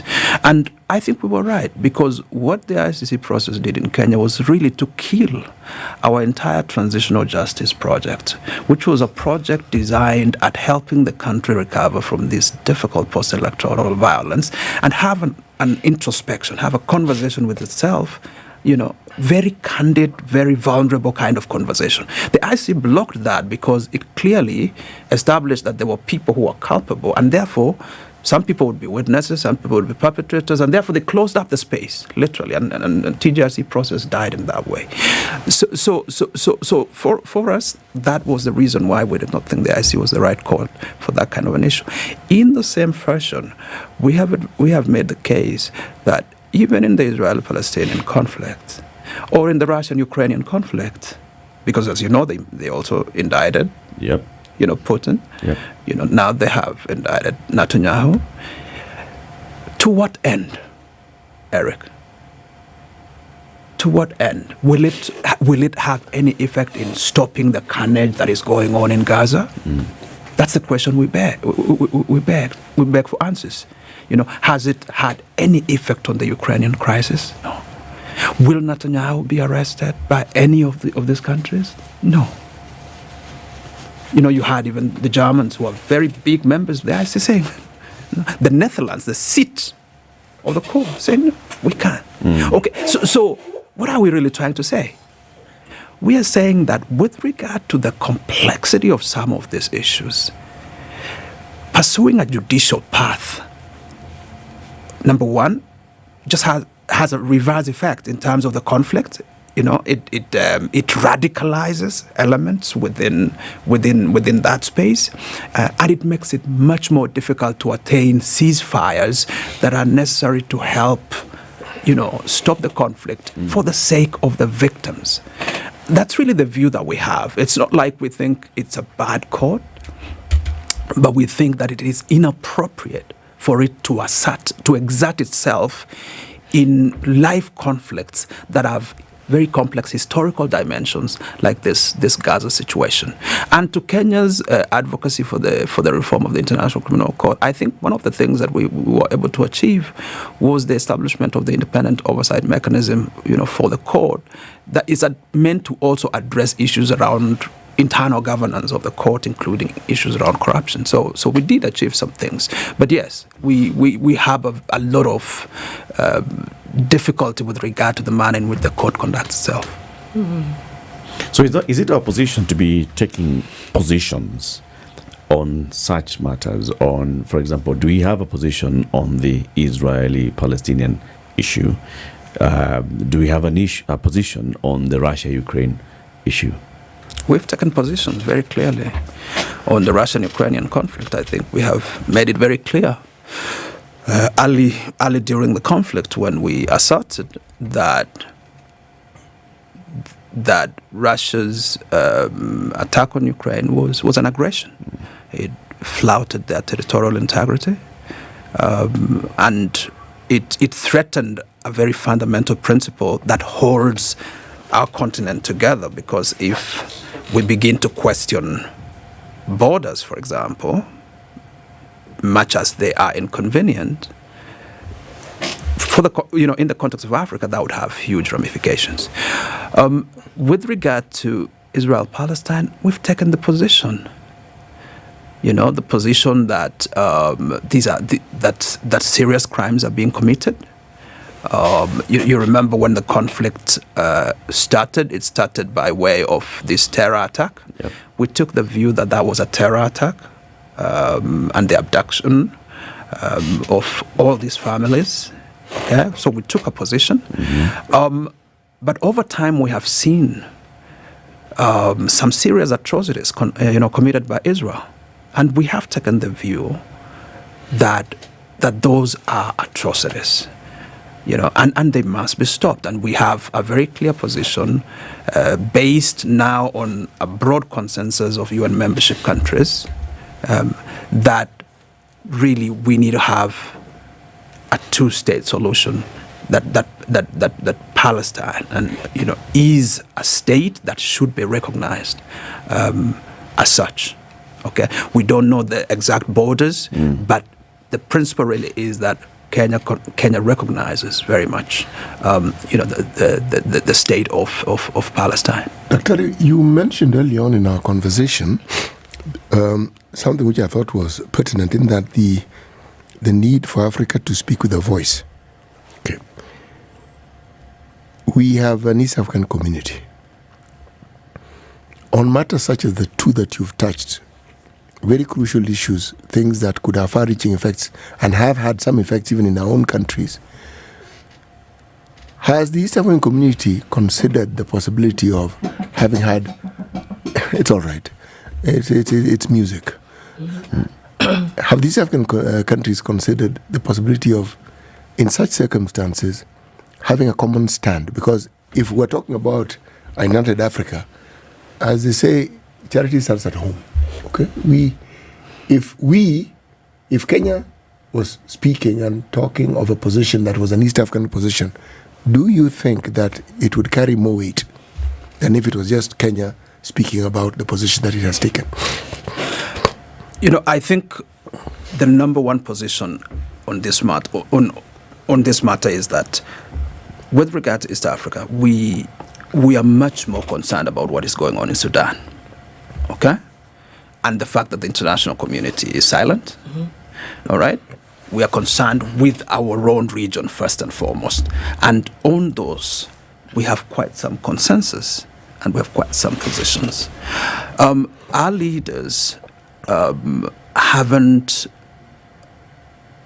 they have not taken a position, a common position on the question of Israel-Palestine conflict or Ukraine-Russia conflict.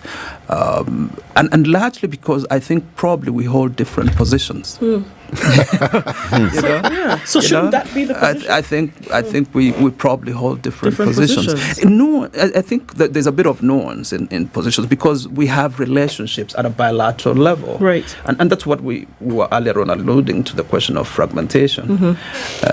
Because some of our countries have closer relations with Israel, some of it is historical.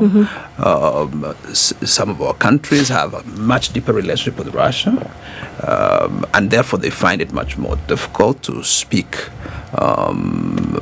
very strongly with regard to this, to some of the issues affecting Russia. I mean, Kenya has a very strong relationship with Russia, but it still finds fault based on principle, right? And continues to urge for some kind of resolution of this dispute through Pacific settlement and through Pacific means, particularly under the UN Charter. And that's exactly what President Ruto spoke to when he was in Switzerland at the Peace Summit on Ukraine, where he basically said, you guys are sitting here, was telling the rest of the Europeans, you're sitting here, but Russia needs to be on the table because we cannot be talking about a conflict that pits two countries without having those two countries on the table. You cannot resolve this issue. Okay, so that's sort of the kind of a thing that President Ruto advanced. And so I think we are still not quite there with regard to saying we have a common position on each issue. But on issues that we consider critical to the region, I think those ones, we do have. Like the Sudan issue. Like the Sudan issue. Have we had a win, a situation that has been within our region where we've had a commonality of in our position, and we can point and say our coming together has brought about this success? Absolutely. South Sudan. The formation of South Sudan, and the cessation of hostilities between Khartoum and Juba. Those that African solutions. That was an IGAD process. Somalia. The cessation again of hostilities initially in Somalia, since the wars occasioned by the ouster of Sheikh Barre. That was also an IGAD process. Okay, and even with regard to some of the conflicts that have taken place in Ethiopia with the Tigray, and some of those negotiations have taken place in Kenya, in Tanzania, in South Africa. Quite a lot of that has been achieved because of the consensus that we have, and so we can point to quite some cases. Isn't it time, though, that nations do exactly what these nations that we're essentially begging for a seat at the table do, that they did? Because what they did was be extremely insular at the very beginning. They sorted out their issues and they said, oh, here we are all in the same kind of position, let's form a club. Isn't it time that we as African nations said, you know what, let's fix our nations, let's fix our nationhood and become powers on our own, and then come together as an entity, because that's what everybody's done. That's what they did, and they formed NATO. That's what they did, and they formed the European Union. That's what they did with, transatlantic trade agreements. That's exactly what they did. That they made sure that on their own, they were powerhouses. Look at China. China did not beg anybody to be a world power. They just became one because of what they did. Neither did Russia beg anybody. So here we are saying, look, you've been recognized, and I think it's patriotism at its it's being patronizing at its best, where we say, okay, yes, well, Kenya, well done, pat on your back, let's give you these little errands to run for the globe. No, I think there's so much more that can be done. So is it not time for Africa to form its own block of power with several nations that have decided that we are going to fix our insular issues and then come together? I bet you the world would sit up and take notice. I hear you, and one would argue that, in the immediate aftermath of, the turn of the millennium, there was a real push to reform the African Union, for example, and various norms came up, and regional economic communities became extremely powerful. I have in mind, for example, ECOWAS, under the leadership of Nigeria, that was basically enforcing at some stage, the prohibition against unconstitutional change of government and coup d'etats that were then very rampant within that region. And you remember that basically Nigeria would sanction, ECOWAS would sanction the rest of the countries where a coup had been perpetrated. Okay, but what have we seen over the last couple of years? We've seen even a sub-region like ECOWAS that was very clear with regard to certain norms is beginning to exhibit inconsistency, because the other day when ECOWAS met and tried to enforce certain rules with regard to Mali, Niger, fell apart with the support of external actors. That consensus, and that enforcement mechanism is beginning to fail. And this is really the challenge that we have. I mean, surely, yes. I mean, you're trying to bake a cake with the ingredients that will get a cake. Then for some reason, you put a vegetable into it. It is not possible that if you're going to have regional Africa continuity, then you're going to have external funding. Doesn't make sense to me. And that's why I continue to call organizations like the African Union puppet organizations. I think it's unfair. It's unfair. It's a bit unfair, because I think the African Union you have to give a bit of credit. I'll give a bit. I'll give a little bit. But if it is actually doing what it was meant to do, when Muammar Gaddafi had in his head what the AOU should stand for, I bet you the man would roll over in his grave if he sees what But Muammar Gaddafi was underwriting a lot of those costs. And so the AOU then was beginning to sway to the tune of Gaddafi. So really, are you trying to say that is I'm saying that you're talking about? I'm saying that the AU, African Union today, if it's coming together as African unity and is funded by American dollars or European euro or Chinese, even Libyan currency alone. Do you think that it can really? No, it cannot. Can it be an African Union? On that I agree. I agree, and that's why. There is a very clear framework for countries to be able to underwrite the cost of the AU, including a very minimal tax, on various issues, on various items, on various commodities. But very few countries are going in this direction, again, because it's very unpopular. But it's very unpopular to tax. Dr. If membership fees are a problem. There you go. There are countries, membership fees. There are countries that cannot even pay that subscription. The EAC has defaulters. Yes. How many countries are in the EAC? 8. And we already have defaulters. Now, surely, take it to the entire 54 African Union. So how do we deal with it, Dr. I think we must bite the bullet. And I think I agree with you. We must bite the bullet and agree that we need an African Union that works for Africa. And to do that, we must begin from the foundation. Ask ourselves, how do we structure it? How do we finance it? And what are those issues that are of such critical priority that we are all agreed on? The Constitutive Act of the African Union, we thought, is a consensus document. But even within the AU, there are certain aspects of it that people have a problem with, that some countries have a problem with, and so I think this is still a long-term project, ladies and gentlemen. I think this is still a long-term project. Dr. It can't be a long-term project. Sadly, it cannot be, because 60 years plus that African countries have had their independence, and we are still happy to be begging.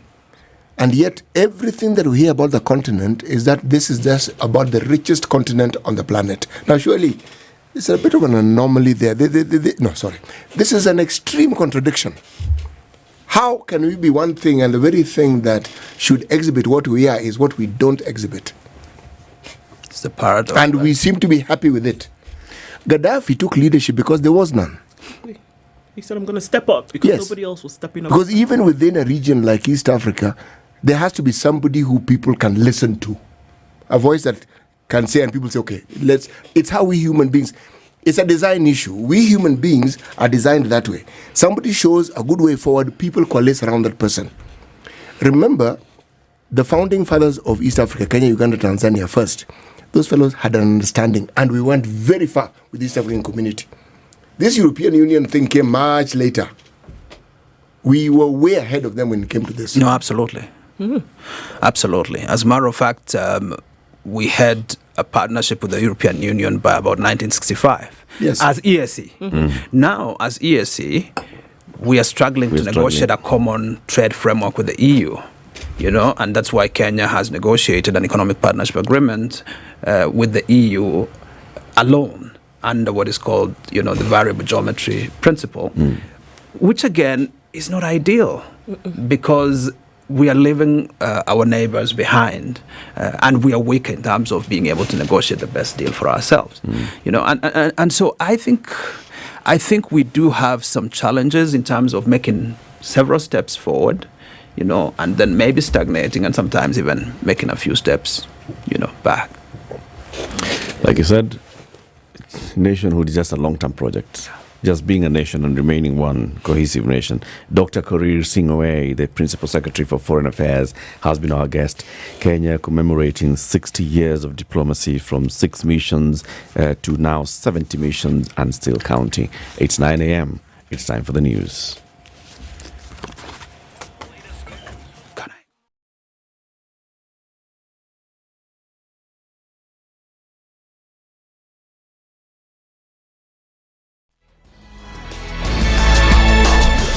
Good morning, this is the News Wire. I'm Lao. Obaga, the government has announced 37 job vacancies in various institutions across the ministries, universities and departments. Among them is the Kenya National Highways Authority, which is looking for an assistant director or land assets and an assistant director of ICT systems. The authority said all candidates who meet the requirements detailed in the job specifications should apply online using the provided link accessible via the Kenha website. This, Kenha added, should be done by the close of business Monday, December 16th, 2024 at exactly 5 p.m. Kenya Power has been put on the spot for inordinately keeping thousands of Kenyans who have paid millions to be connected to the electricity grid in the dark. A new audit has cited the case of 2,200 projects where Kenyans have paid more than 147 million shillings. Another 10,078 projects of 2.7 billion shillings were also behind schedule, some of which started more than 15 years ago. Auditor General Nancy Gadungu has flagged the delays, saying the projects were yet to start, as at the time of the audit, she said the delays contravened the company's customer charter on new connections. Police are investigating an incident in which a middle-aged man was found in a guest room. He had been booked into along Kirinyaga Road, Nairobi. A cleaner at the guest house reported the man who had booked the room on Saturday morning had not walked out a day later. The cleaner said she wanted to clean the room on Sunday morning and realized there was no response to her knocks on the door. She alerted the caretaker and other staff, who called the police. Upon realizing there was no response, police arrived at the scene and were forced to open the door, whereby they found the man dead, lying on the bed. MPs will today hold a Kamkunji at Parliament buildings to discuss challenges facing the implementation of the Universal Health Coverage Programme. Health CS Deborah Baraza and other players in the sector will appear before the Kamkunji to enlighten legislators on progress made since the transition from NHIF to SHA. In a communication to the House, National Assembly Speaker Moses Wetangula noted that SHA rollout has been encouraging despite some challenges. Meanwhile, Health PS Mary Mudhoni has called on leaders to stop politicizing the transition from NHIF to SHA and instead encourage Kenyans to register. Indeed, several members of this House has voiced concerns from the electorate regarding some of the teething problems in the implementation of the program. In this regard, honorable members have received and acceded to a request from the Cabinet Secretary for Health seeking to engage with all honorable members on various matters relating to implementation of UHC program. I direct an early adjournment of the House at 12 noon tomorrow, instead of 1 p.m. And please note that your colleagues from the Senate and the Speaker of the Senate will also be part of this Kamukunji. And still on Shah Matters, Trans Nzoia County Women Representative Lillian Sioyoi has urged residents of the county to come out and register. During a press conference after facilitating groups of mothers, people with disabilities and youth in BD ward, Sioyoi expressed her disappointment at the low number of people registering, urging them to dispel the misconceptions being spread against the insurance. Na hii SHA mimi nataka niseme ni nzuri zaidi kushinda NHIF kwa sababu ile NHIF ukianza kulipa leo utalipa for 6 months ndio uweze kupewa huduma, lakini hii ikiwa utaweza kujisajili saa hizi na uweze kulipa unaanza kutibiwa immediately after payment. Kwa hivyo nataka niwasihi watu wetu wa Kenya tusifuate siasa mbaya ile ambayo watu wanasema kuna SHA sijui nini ni mbaya, wakati ambapo kuna kitu kigeni ambacho kinaletwa utapata kutakuwa na hiyo challenges, hata kutakuwa na hiyo slowness ya kuweza kuimplement kwa sababu vitu mingi bado hazijashika laini.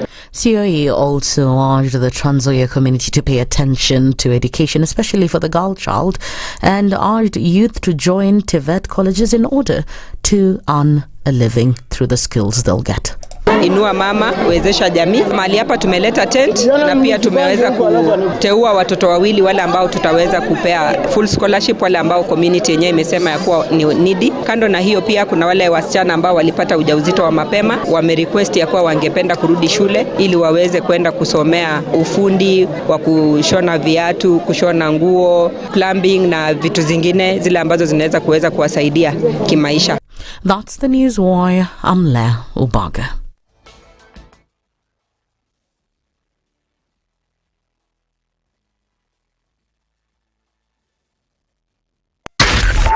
.4 Spice FM, Nairobi.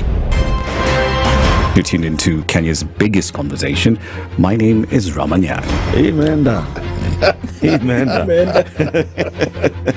So 1 hour is over? Yeah. Oh yeah. Okay. It gets over. Can you imagine in 20 minutes? What the big boys have also done? I'm very proud of myself.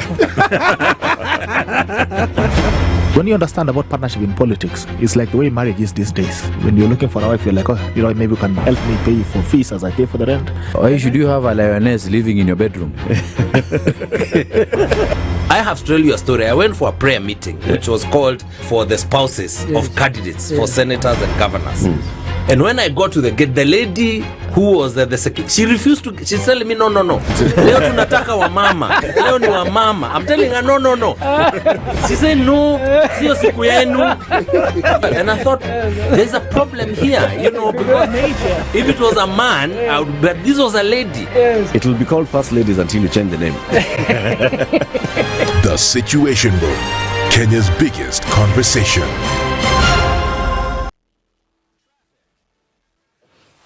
All right, a quick look at traffic shows us that Langata Road is still pretty busy as you're getting into the city today. But not at a standstill, just not at all parts as you get towards that junction that goes off to Raila Odinga Way and then also out towards the Nyayo Stadium.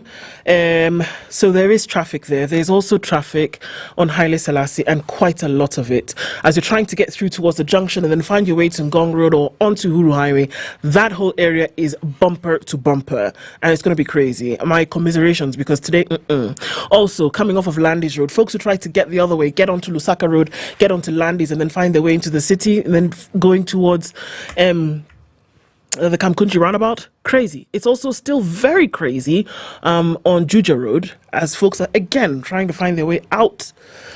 Muranga Road, crazy, coming in towards the Globe Cinema roundabout, and we're still looking at heavy traffic coming in towards Wangari Maathai. Folks are trying to run away from Haile Selassie and have all found their way onto Huru Highway. Okay, so we're going to look at this and see what happens as we come to the end of traffic hour, but for now, it's still a bit crazy in the city. Let's talk on SpiceFM, KE on X, hashtag The Situation Room.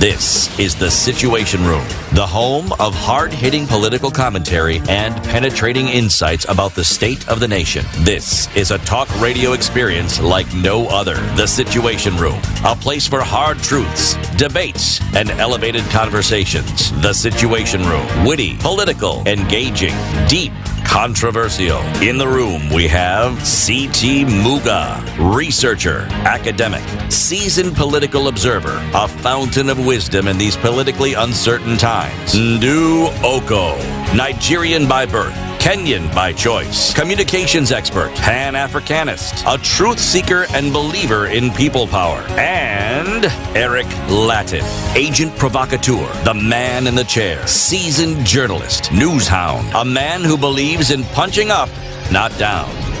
This is the Situation Room, the only way to start your day. Yes, good morning, 9 minutes after 9. How are you doing? Welcome to the final hour of Kenya's biggest conversation, the Situation Room. We are glad that you're tuned in. Asante sana for keeping it locked throughout, all the way from 6 a.m. to now. We are live every weekday morning, 6 to 10 a.m. on SpiceFM, on KTN, on YouTube, and Facebook, and TikTok, and X. And we have all these conversations every hour. Okay, and also as we're having all these conversations, we also tell you a couple of things. For example, it's holiday season, and it's time for you to think about what to consume in terms of entertainment. As you're traveling, you have your entertainment with you on the go, and this is called Showmax. On your mobile phone, on your laptop, on your tablet, whatever it is. You don't have to be confined to where your TV is to watch. Great entertainment, from series to documentaries to movies, anything, think of it, you got it. And great local productions as well. So this festive season, Shika Showmax for as little as 300 shillings. Log on to the website, www.showmax.com, register, pay, and watch. Yeah, like that, eh? It's just like that. Okay. Register, pay, and watch. Our next conversation is going to be about having digitized services from the government, how to build a robust e-government and a digital society. We're joined by the Honorary Consul of Estonia in Kenya, Kadri Humal Ayal. Good morning. Good morning. How are you? Good. Such a pleasure to be here with the Three Musketeers. Okay. The Musketeers acknowledge and we welcome you as well. Thank you. Karibu sana. Asante. So a couple of things that we've been telling you. So there's what we talked about, entertainment, and CT is going to tell you about juice. It's not just juice. It's Del Monte. I'm sure you've seen Del Monte juice, right? Yes. Yes. CT. Yes. Please tell Kadri about Del Monte. Well, I would hesitate to refer to Del Monte as juice. I would rather refer to it as a fruit product, a fruit drink. Because that's actually what it is. It's actually made from fruits. The issue of additives, whether it is syrup, whether it is God knows what, which adds God knows vitamin which and what, nada, doesn't exist. It is the fruit packaged for you in juice form. That is what Del Monte offers you. Yes. It's like having your own orchard and then you just... Yes. Come and squeeze your own juice. Yes. For yourself. That is precisely what is on offer. Yeah. Yes. And because they know you don't have the patience, so they've grown the fruit for you and they've left it to mature, to naturally, ripen, and then they pick only the best and then put it in the packet for you. So as you're consuming it, you are consuming the very best. You agree? I agree. Of course, I've known Del Monte even before I came to Kenya, so, can't help it. It's all over the world. Yes. It's a global brand. Yes. It's a global brand. Kadri, we're going to talk about the Estonia experience. We've had several conversations and talking about what Estonia has done, how it's become that over 90% or 98% of government services are available, accessible by all citizens digitally. Right. It is actually more than 98%. Actually, there are literally just two services that you do not consume digitally. Digitally only. Well, they do have the digital component to it, but everything else. And as much as you keep referring to the government providing these services digitally, it is actually across the country. It is not only the government; it's the private sector. Basically, you can live your life in Estonia without leaving your house, or you can live your life anywhere in the world while being able to access and consume services fully from Estonia. Yeah, we'll talk about that. City. First, welcome her with the day's African proverb. Yes. Which African country are we in this week? We are in the People's Republic of Mozambique. Not Democratic Republic, not Republic, People's Republic of Mozambique. The grasshopper that was eaten by the hornbill must have been deaf. The grasshopper that was eaten by the hornbill must have been deaf. Your Excellency, what's your interpretation of this problem? So, of course, it's easy to go for the obvious, which is, the grasshopper did not hear the warning of the thornbill arriving. But maybe I would actually look at it and say, was the grasshopper aware that it is deaf? Because if it was aware, it would take particular precautions. So it's more about the awareness of the grasshopper than about its deafness or the dangers that are out there. If you're a grasshopper, beware. And be aware of your situation Or if and you're your a condition. If you're a grasshopper, visit your ENT.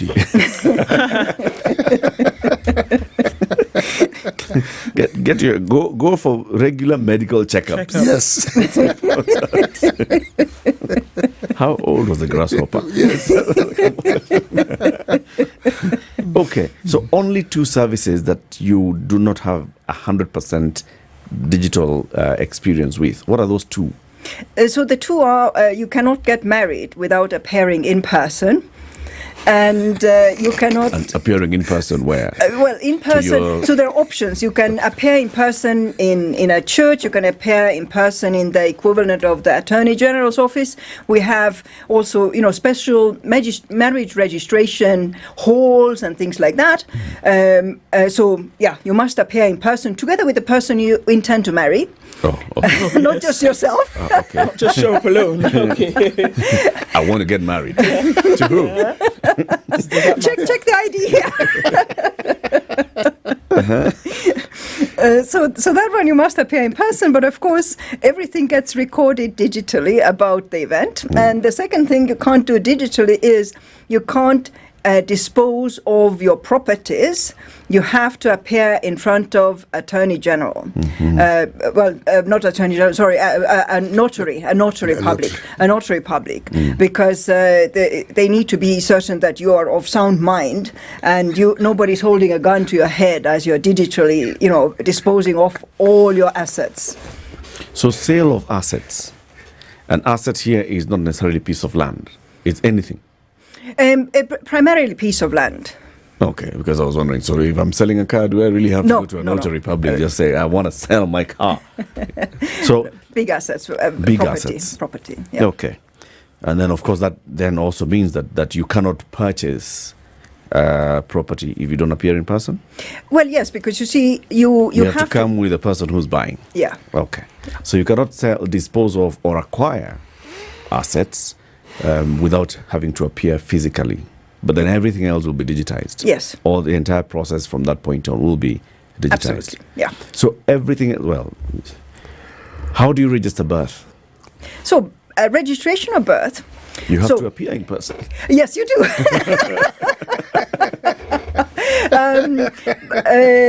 But I think the first and primary thing to sort of consider are, the fundamental building blocks of that e-society. And yes, indeed, it starts at birth, which is every Estonian has a unique identifier.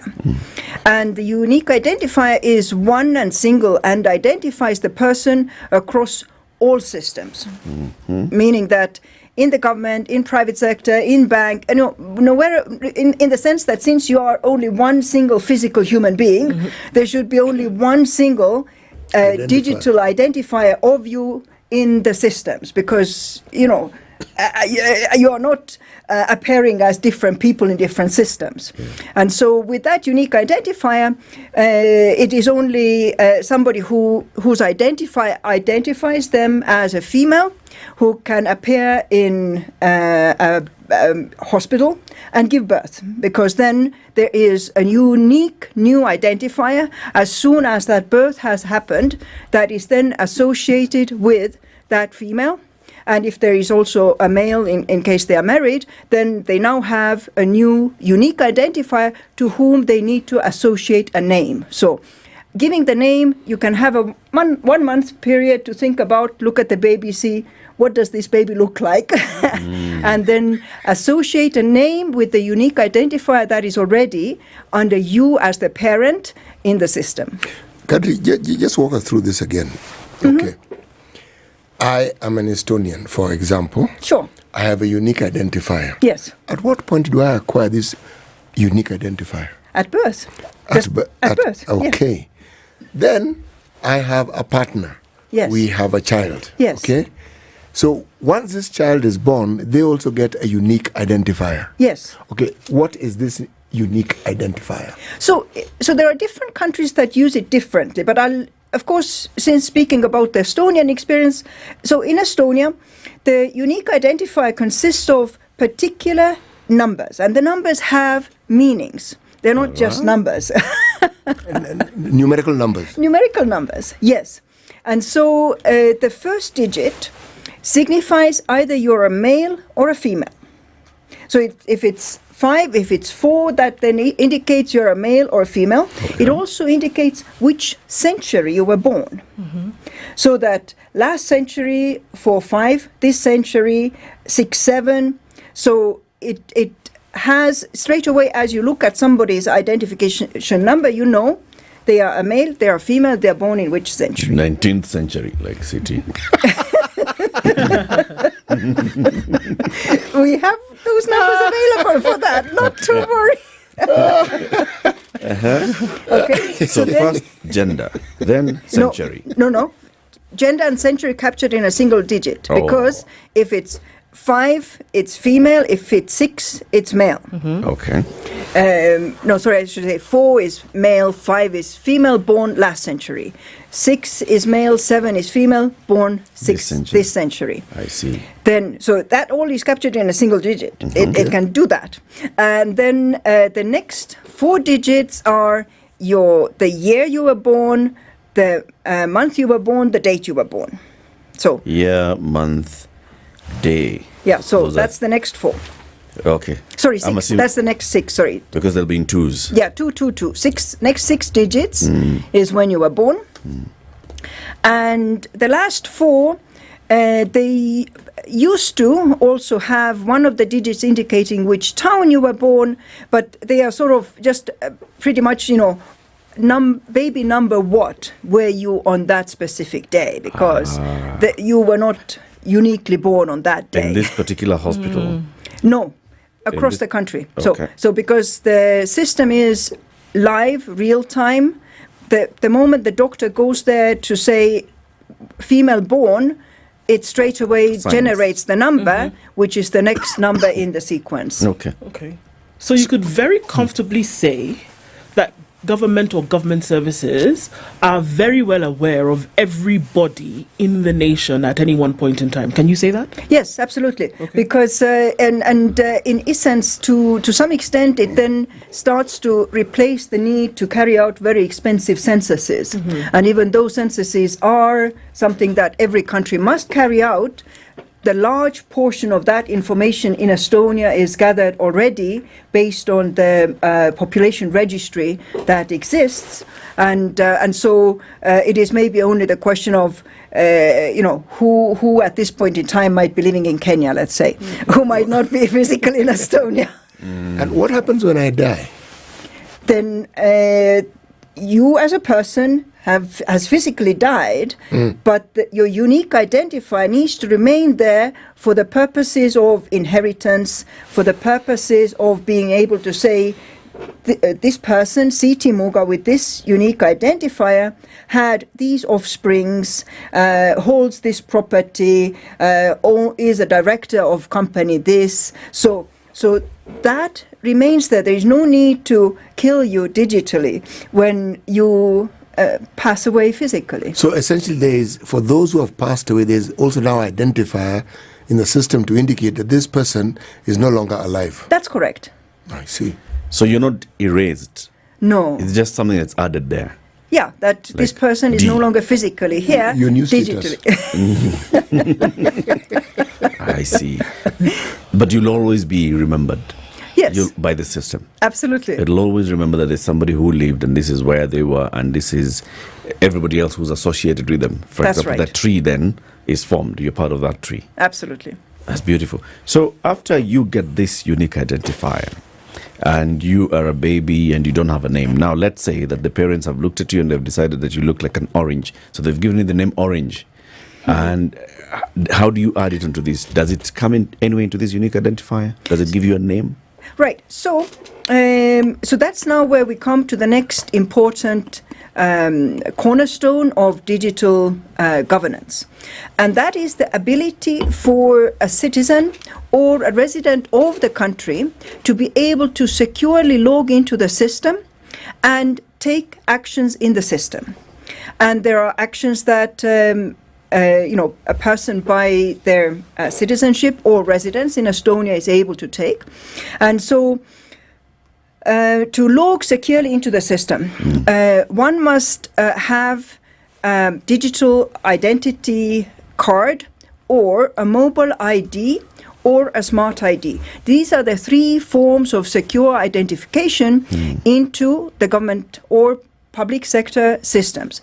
And when we say securely, it means that in Estonia there is the trust service provider.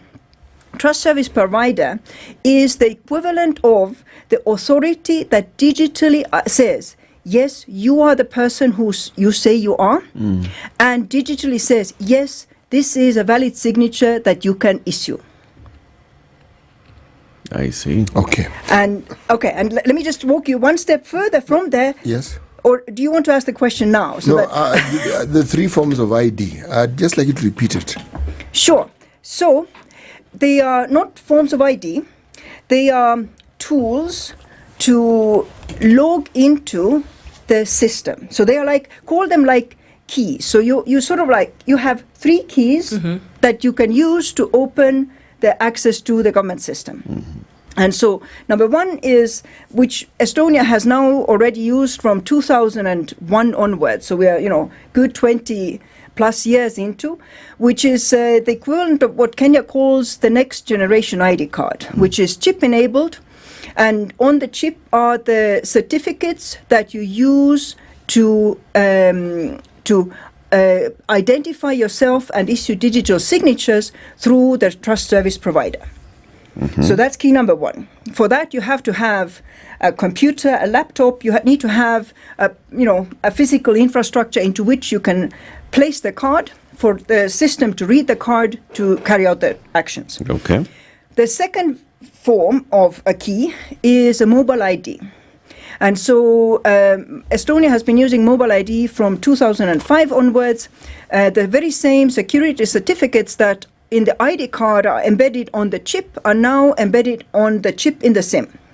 And so also with the SIM, you're able to securely identify yourself and issue digital signatures with the trust service provider. Is it a specific SIM?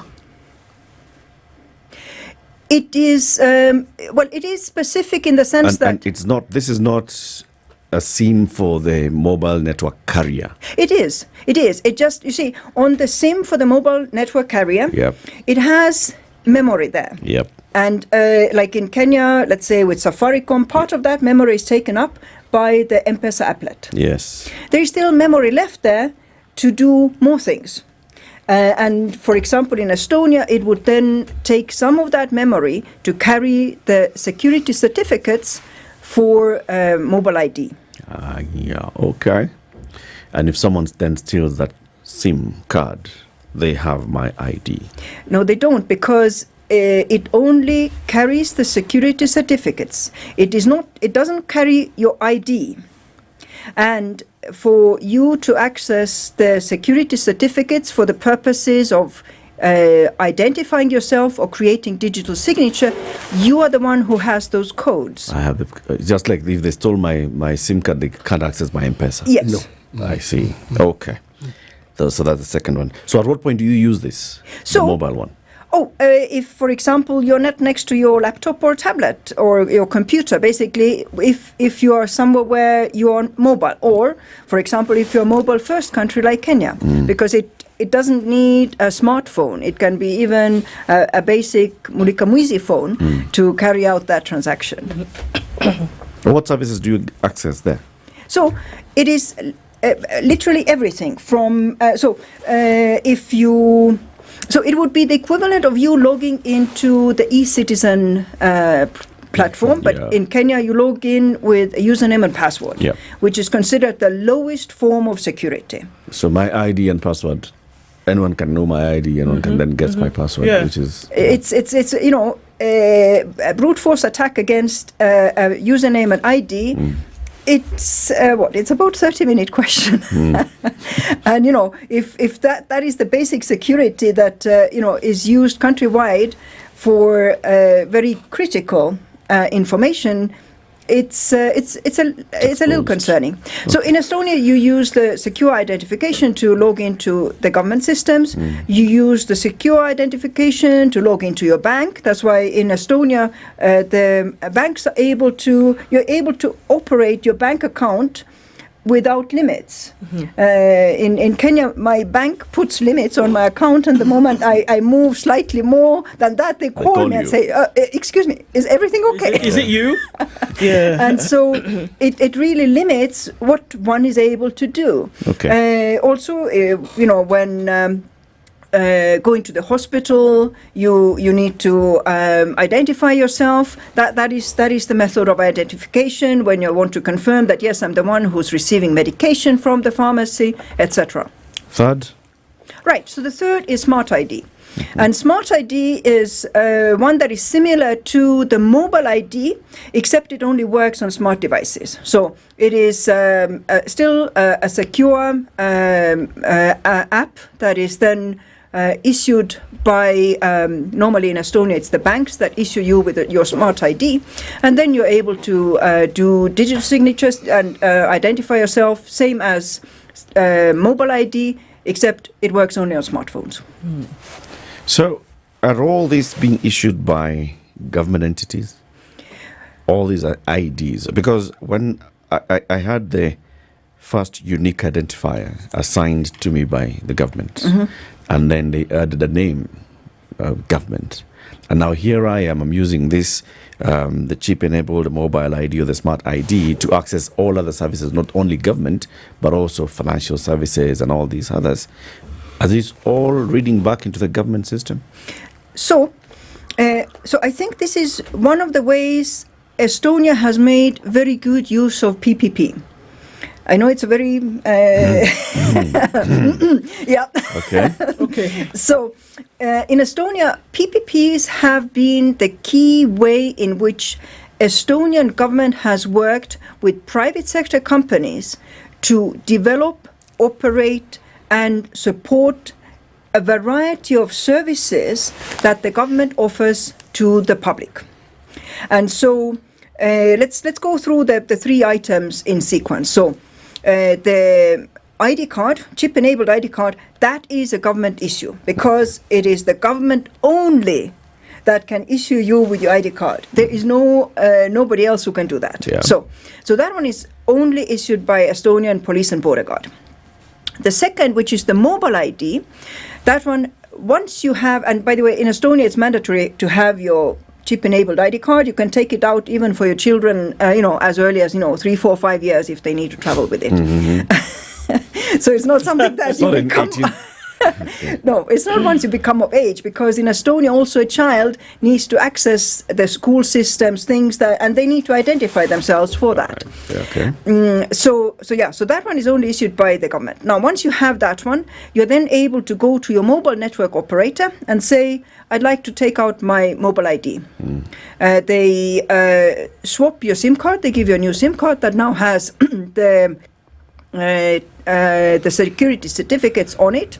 And it is registered now with the Police and Border Guard as your next alternative ID. ID for signing. And the Smart ID, you go to your bank, and your bank issues you with your Smart ID. And then you communicate with any system, because you see, the same way as you would use your ID card to identify yourself going to the doctor's office, going to the school to register your child there. No matter where you go, you're staying the same identity physically, digitally, and now across all the methods of identifying yourself. Yeah. Okay. So even for banking services, then you just use that. Absolutely. So for example, now, Kadri, for you and your Standard bank account, you'd just be using your any of these 3 IDs, for example, your smart ID or your your mobile ID to log on to your bank account. Yeah. And you know what you'll find there, Ndu? I will just tell her. If she had that in Kenya with Standard Chartered, then she'd be able to get a priority banking. You get priority banking, and you'd find somebody right there who would be able to give you great points as to how to create wealth, grow it, manage it. And that's the business that Standard Chartered Priority Banking is in today. To say, here you are with an option. You have some, and you want to put it aside for the future, because they are in the business of securing your wealth for today, tomorrow, and forever. So what are the ways in which you can do that? It confuses you sometimes. You're not quite sure what to do. Standard Chartered says, come have a conversation with us. We've been in this business for over 100 years, right? And we've done this around 55 unique markets around the world. So come, we will have a face-to-face chat with you. One of the things that you have to do face-to-face. And we will make sure that you will then be able to take this role that you have and put it again for the future. It's email wealth.kenya@sc.com and find out how you can get into creating, managing, and growing your wealth. Yep, at 26 minutes to 10, let's take a break. We're having a conversation with Kadri Humal Ayal. She's the Honorary Consul for Estonia in Kenya. She's been in this position since 2009. We are getting the Estonian case study. As we were marking, the milestones that e-citizen has made in this country just last week, let's look at what Estonia has been doing for many years and see whether we can get there. We'll be back shortly.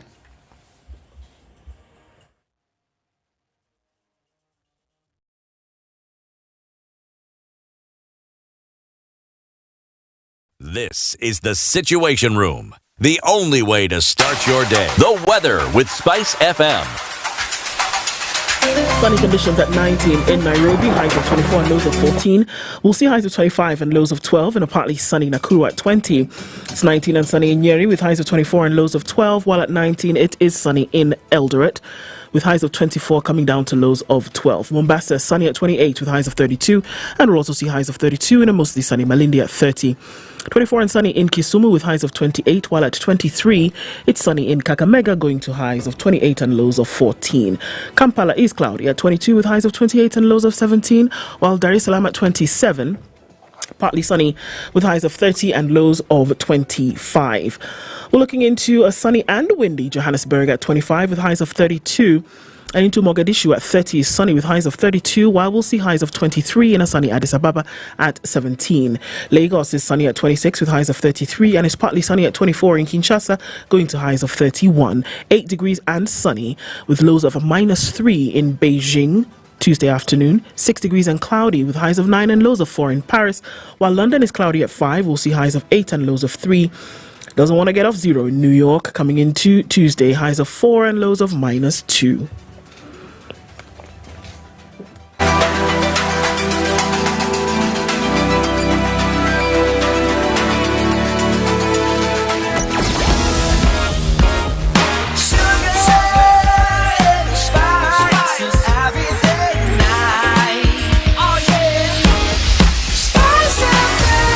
Spice up your life. Traffic coming into the city this morning off the Thika Superhighway still continues. Survey through towards the underpass at Pangani, and also now looking at Wangari Maathai Way, touching on Waiyaki Way through towards Uhuru Highway. Very busy this morning. Still continues on Moranga Road as well. And there it is, coming off of Jogo Road towards Landis, out onto Haile Selassie. It's an absolute mess. And Uhuru Highway is going to continue like that for some time. Traffic also coming off of Langata Road is going to meet whatever else is happening on Uhuru Highway. So it looks like traffic hour will end, but this drama still continues. It's going to need a lot to get through it, but I'm sure you have it. Let's see what happens through the morning. Talk to us on SpiceFM KE on X.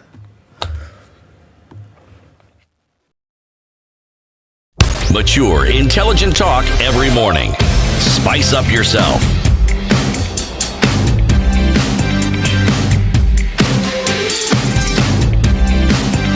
Mornings done right. 94.4 Spice FM, Nairobi.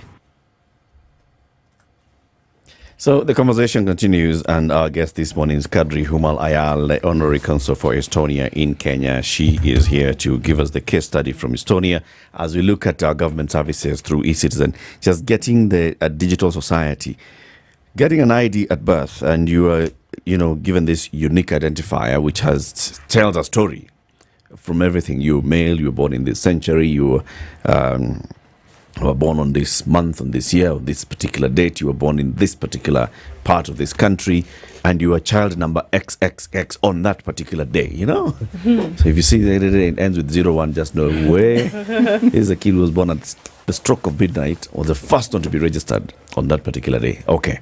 And then through this, then you get all these other identifiers and security keys that you use for accessing all the services.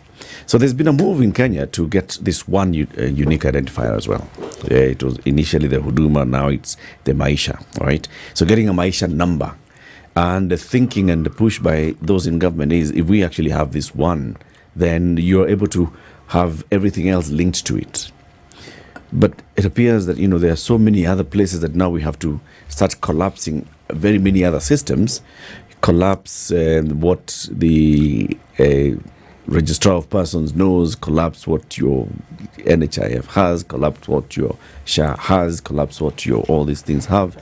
But if you think about it, all of them use one ID.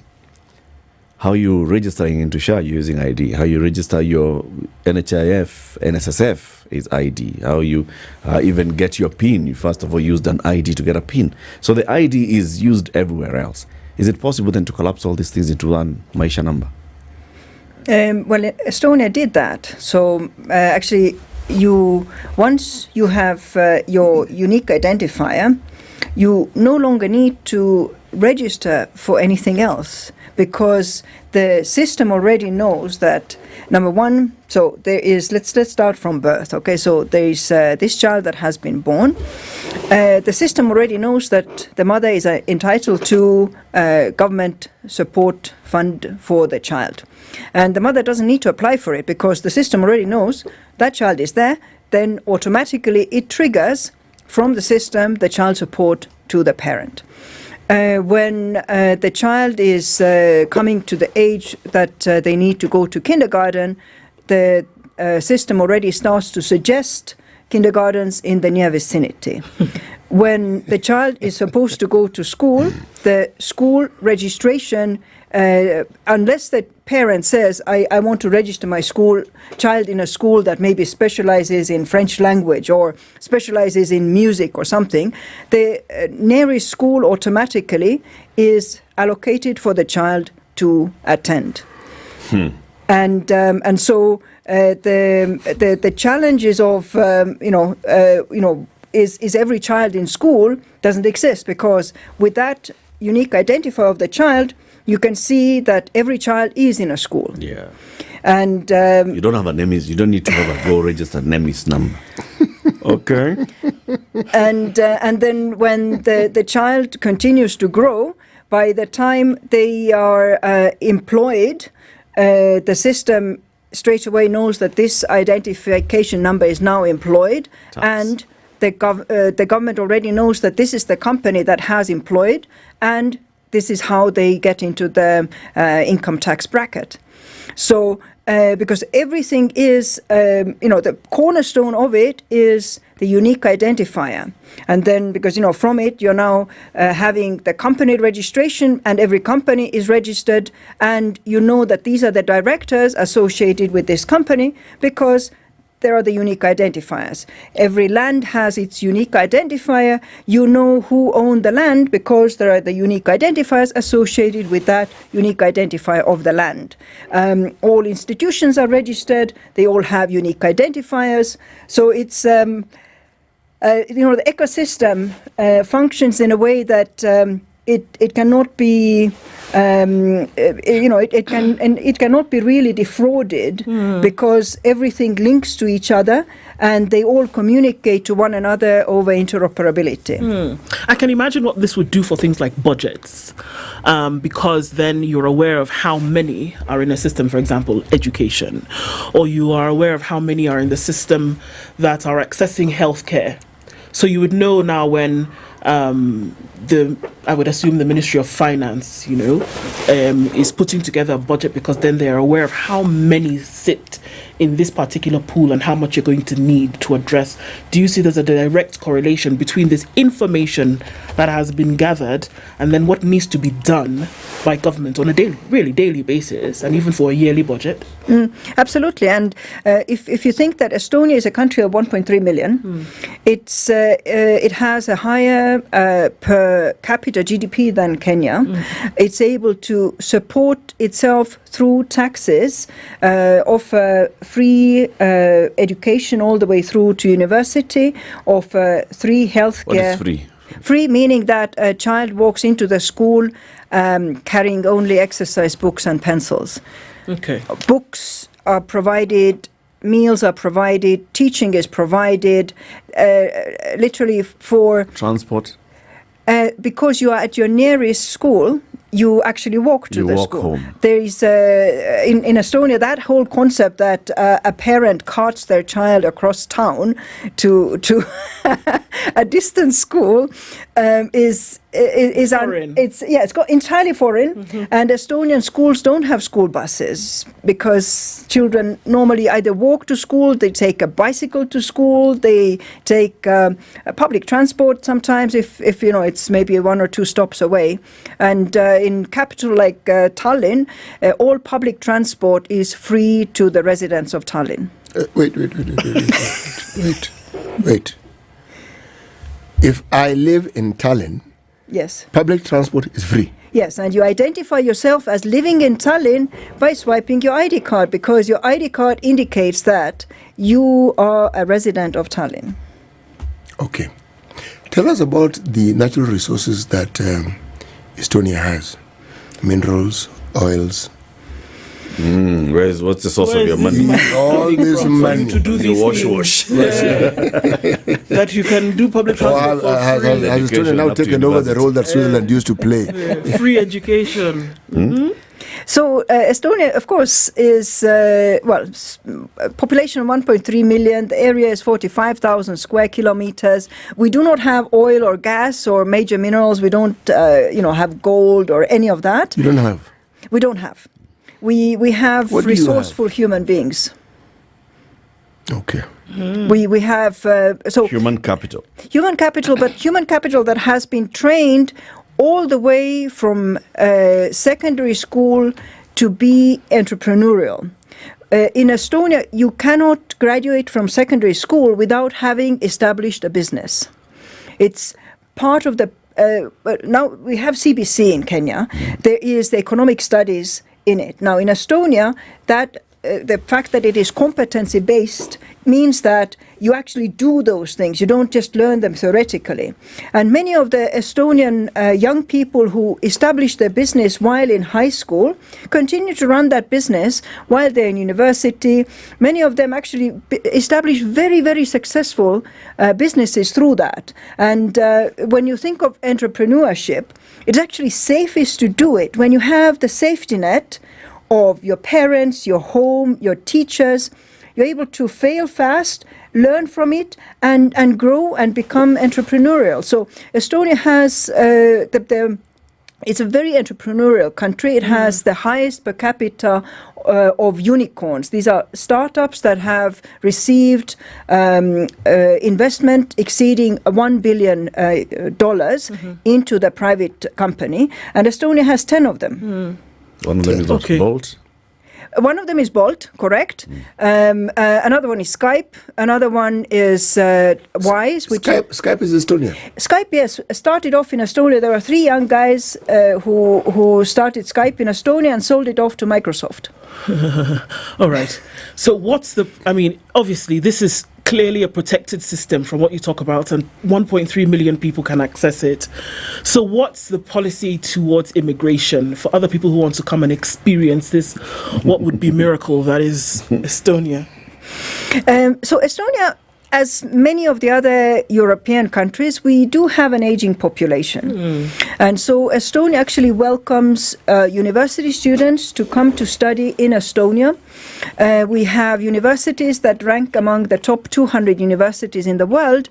And at the very same time, the annual university fees would be in the range of maybe 3,000 to 6,000 euros, which is something that many parents in Kenya pay. Annual.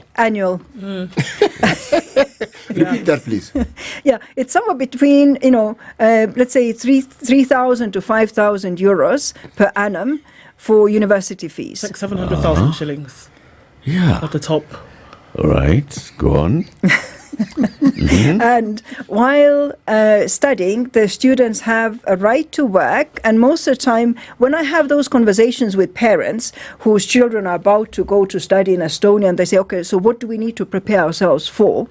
I tell them, prepare yourselves for the fact that your children will remain in Estonia to work in Estonia. Why? Because there are immediate job opportunities for university graduates. In fact, for many of them, the conversation is, please just finish your bachelor's degree, don't start to work yet, full-time. Finish first. Yeah, please finish first. But opportunities to work, specifically in ICT fields, about 7% of Estonian population is engaged in ICT sector. And so we have demand for more ICT skilled people than we have. If you imagine that there is an Estonian company that subcontracts right now ICT work to Kenya, simply because we don't have enough people to do that work in Estonia. Oh, very nice. So when somebody now lands in Estonia, yes, let's not even go into student, just visiting Estonia. Sure. Do they get onto this system? All right. So when you're visiting Estonia, no, you don't need to have an ID card and registration like that. But one of the unique things that Estonia does is Estonia offers something called e-residency. And e-residency is you will get that ID card to operate within Estonia, to operate within the Estonian e-governance ecosystem, to run your company. So if you want to open a European Union-based company, but you love living in Kenya, you don't want to live in a cold Estonia, you can expand your business into Estonia, have an e-residency, set up your business, and then yes, you would have that. And now that you mentioned tourism, actually next year there are quite a few specific trade missions that are going to Estonia to, for example, as Du said, to go and look at what is this beautiful thing we hear, but we'd like to come and touch. So like in February, there is an ICT sector that is visiting Estonia. Okay. So the student then who goes there, let's say you've gotten your student visa, you're going to study and live in Estonia. Do you have to get a chip-enabled ID? Do you need, how does the system interact with you? Because you're going to have to access all these services with an ID. Yeah, the moment you are either resident physically in Estonia or e-resident, in order for you to be able to operate in Estonia, yes, you will get the chip-enabled ID card, based on which you're then able to do your mobile IDs and everything else that you want to do. I'd like you to talk about the health service in Estonia. How does it work? Is it also free? Yes. Health is also free? Yes. When you say free, what do you mean? Meaning that unless you want to jump the queue and pay extra for that, if you just regularly visit the doctors, if you receive medications that are prescribed medication, unless there are any very, very specific things that you need, you don't pay for it because it is fully covered by the taxes that an Estonian pays. What is the tax regime in Estonia? Okay, so Estonia, so number one, Estonia ranks number one in the World Tax Competitiveness Index. Meaning? Meaning that Estonia, it's not the lowest tax there is, but Estonia makes it very easy to pay tax, to be tax compliant. Once you have done your annual tax returns, if you overpaid your tax along the year, 4 days later you receive back your excess tax to your account. 4 days later. 4 days later. Eric, not for... Yes. No, not 4 decades later. Not 4 decades later. Tribunal opens door for capital gains tax refund claims. The Tax Appeals Tribunal has opened a floodgate of refund requests after it ruled that the due date for payment of capital gains tax is when a property seller receives full payment. This is a matter that has been going on in Kenya for a while. Now you're saying 4 days in Estonia. Yes. Continue.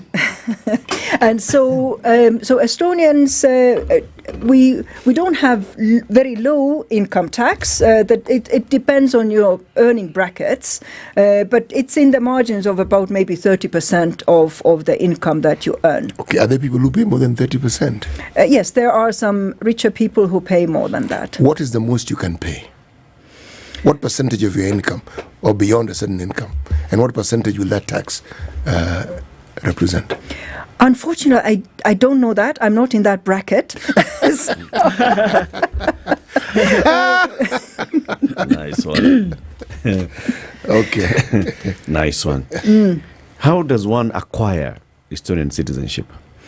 So that is one of the most difficult things to acquire in this world. Really? Yes, because you need to pass an Estonian language test and an Estonian history test. And Estonian language is ranked among the 6 most difficult languages in the world. So spoken or written? Both. It doesn't matter. It's hard, whichever way. And one of the reasons why we have to be as strict as we are is because our next door neighbor is not a friendly neighbor. It is Russia. And we are actively preventing Russia from taking actions against Estonia, including, this is one of the reasons why Estonia does not recognize dual citizenship. And so we are very, very strict on our citizenship. So if I married an Estonian girl, I cannot become an Estonian citizen? It's not automatic. You'll get residence, but not citizenship. But I have to learn the language. You have to learn the language. Which is very, very, very difficult. But if you put your heart to it, I mean, if you're in love with the person, you shall. You speak the language. Oh my. Put your heart to it. Let me ask this question. Which other language on this planet is closest to the Estonian language? It's the Finnish language. Actually, Estonian language and Finnish language are related to the extent like, let's say, the Gikuyu language and the Kamba language are. So we understand one another. We have some words that are same, some words that are completely different, but because we are part of the Finno-Ugric language group, and the Finno-Ugric language group started from Ural Mountains, moved through Europe, reached up to Estonia, and some of our brothers crossed over to Finland. Brothers and sisters, I should be So clear. essentially, Finland is an extension of Estonia. You could say so, yes. Okay. Where does Estonia, I mean, just looking at all of this, and obviously there's strength in what Estonia has been able to do digitally, and it puts the nation, whether it's 1.3 million people or 13 million people, puts it on the map. Doesn't matter, just because of this action. So where does Estonia then lie geopolitically when we're looking at, global decisions, global connections, global club memberships? So Estonia is a member of European Union, NATO.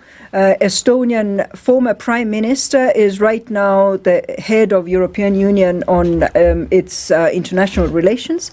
And Estonia is number 1 per capita supporter of Ukraine in the war with Russia.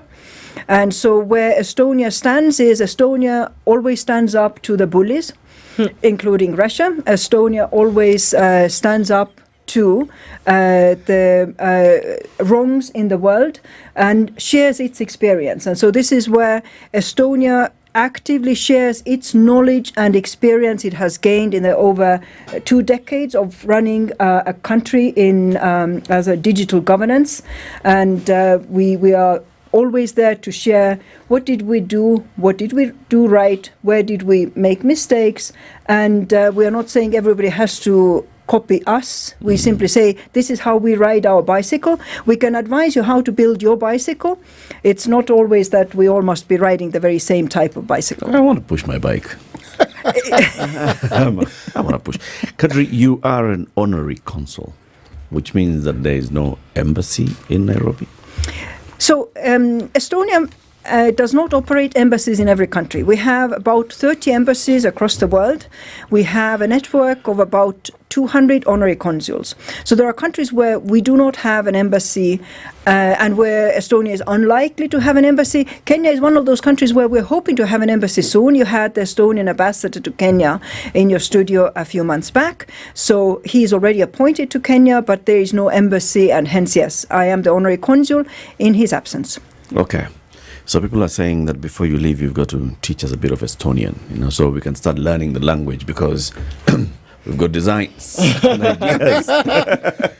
Eric, they said university students. I listened very keenly. No, that's because they're an aging population, which means they don't want old people. It's all right. Yes. I do not want old people. How would you say habari? Nakupenda sana. I know you know Swahili. Say that in Estonian. Okay, we don't say habari. How do you? So our greeting is like now. I would say tere hommikust. Tere hommikust. You've done well. Because you've got a knack for accents. I've passed the first one. Yeah, tere hommikust. I've put my heart in it. Okay. Ma armastan sind. Ma armastan sind. Ma armastan sind. Ma armastan sind. Yes. That is, I love you. That's long. Ma armastan sind. Yeah, you need to put your heart into it. Okay, translated directly. What exactly is it word saying? For word? It is exactly, I love you. Ma armastan sind. So sind is you. Armastan sind. Yeah. Sind is you. And the greeting? Tere hommikust. So that is a greeting of the morning. Who is hommikust? Hommik is morning. Hommik. Tere hommikust. Ma armastan sind. Wow, that's interesting. Bas, we're going to Estonia. It's over. You can speak the language now, right? Past 2 of 10 questions. Thank you very much for joining us today, Kadri. Kadri Humal Ayal is the honorary consul for Estonia in Kenya. She has been here giving us the Estonian case study and how they have built a robust e-government and digital society. Thank you for tuning in to Kenya's biggest conversation. Have a lovely day. It's 10 a.m. See you tomorrow. All right. It's the time of see you tomorrow.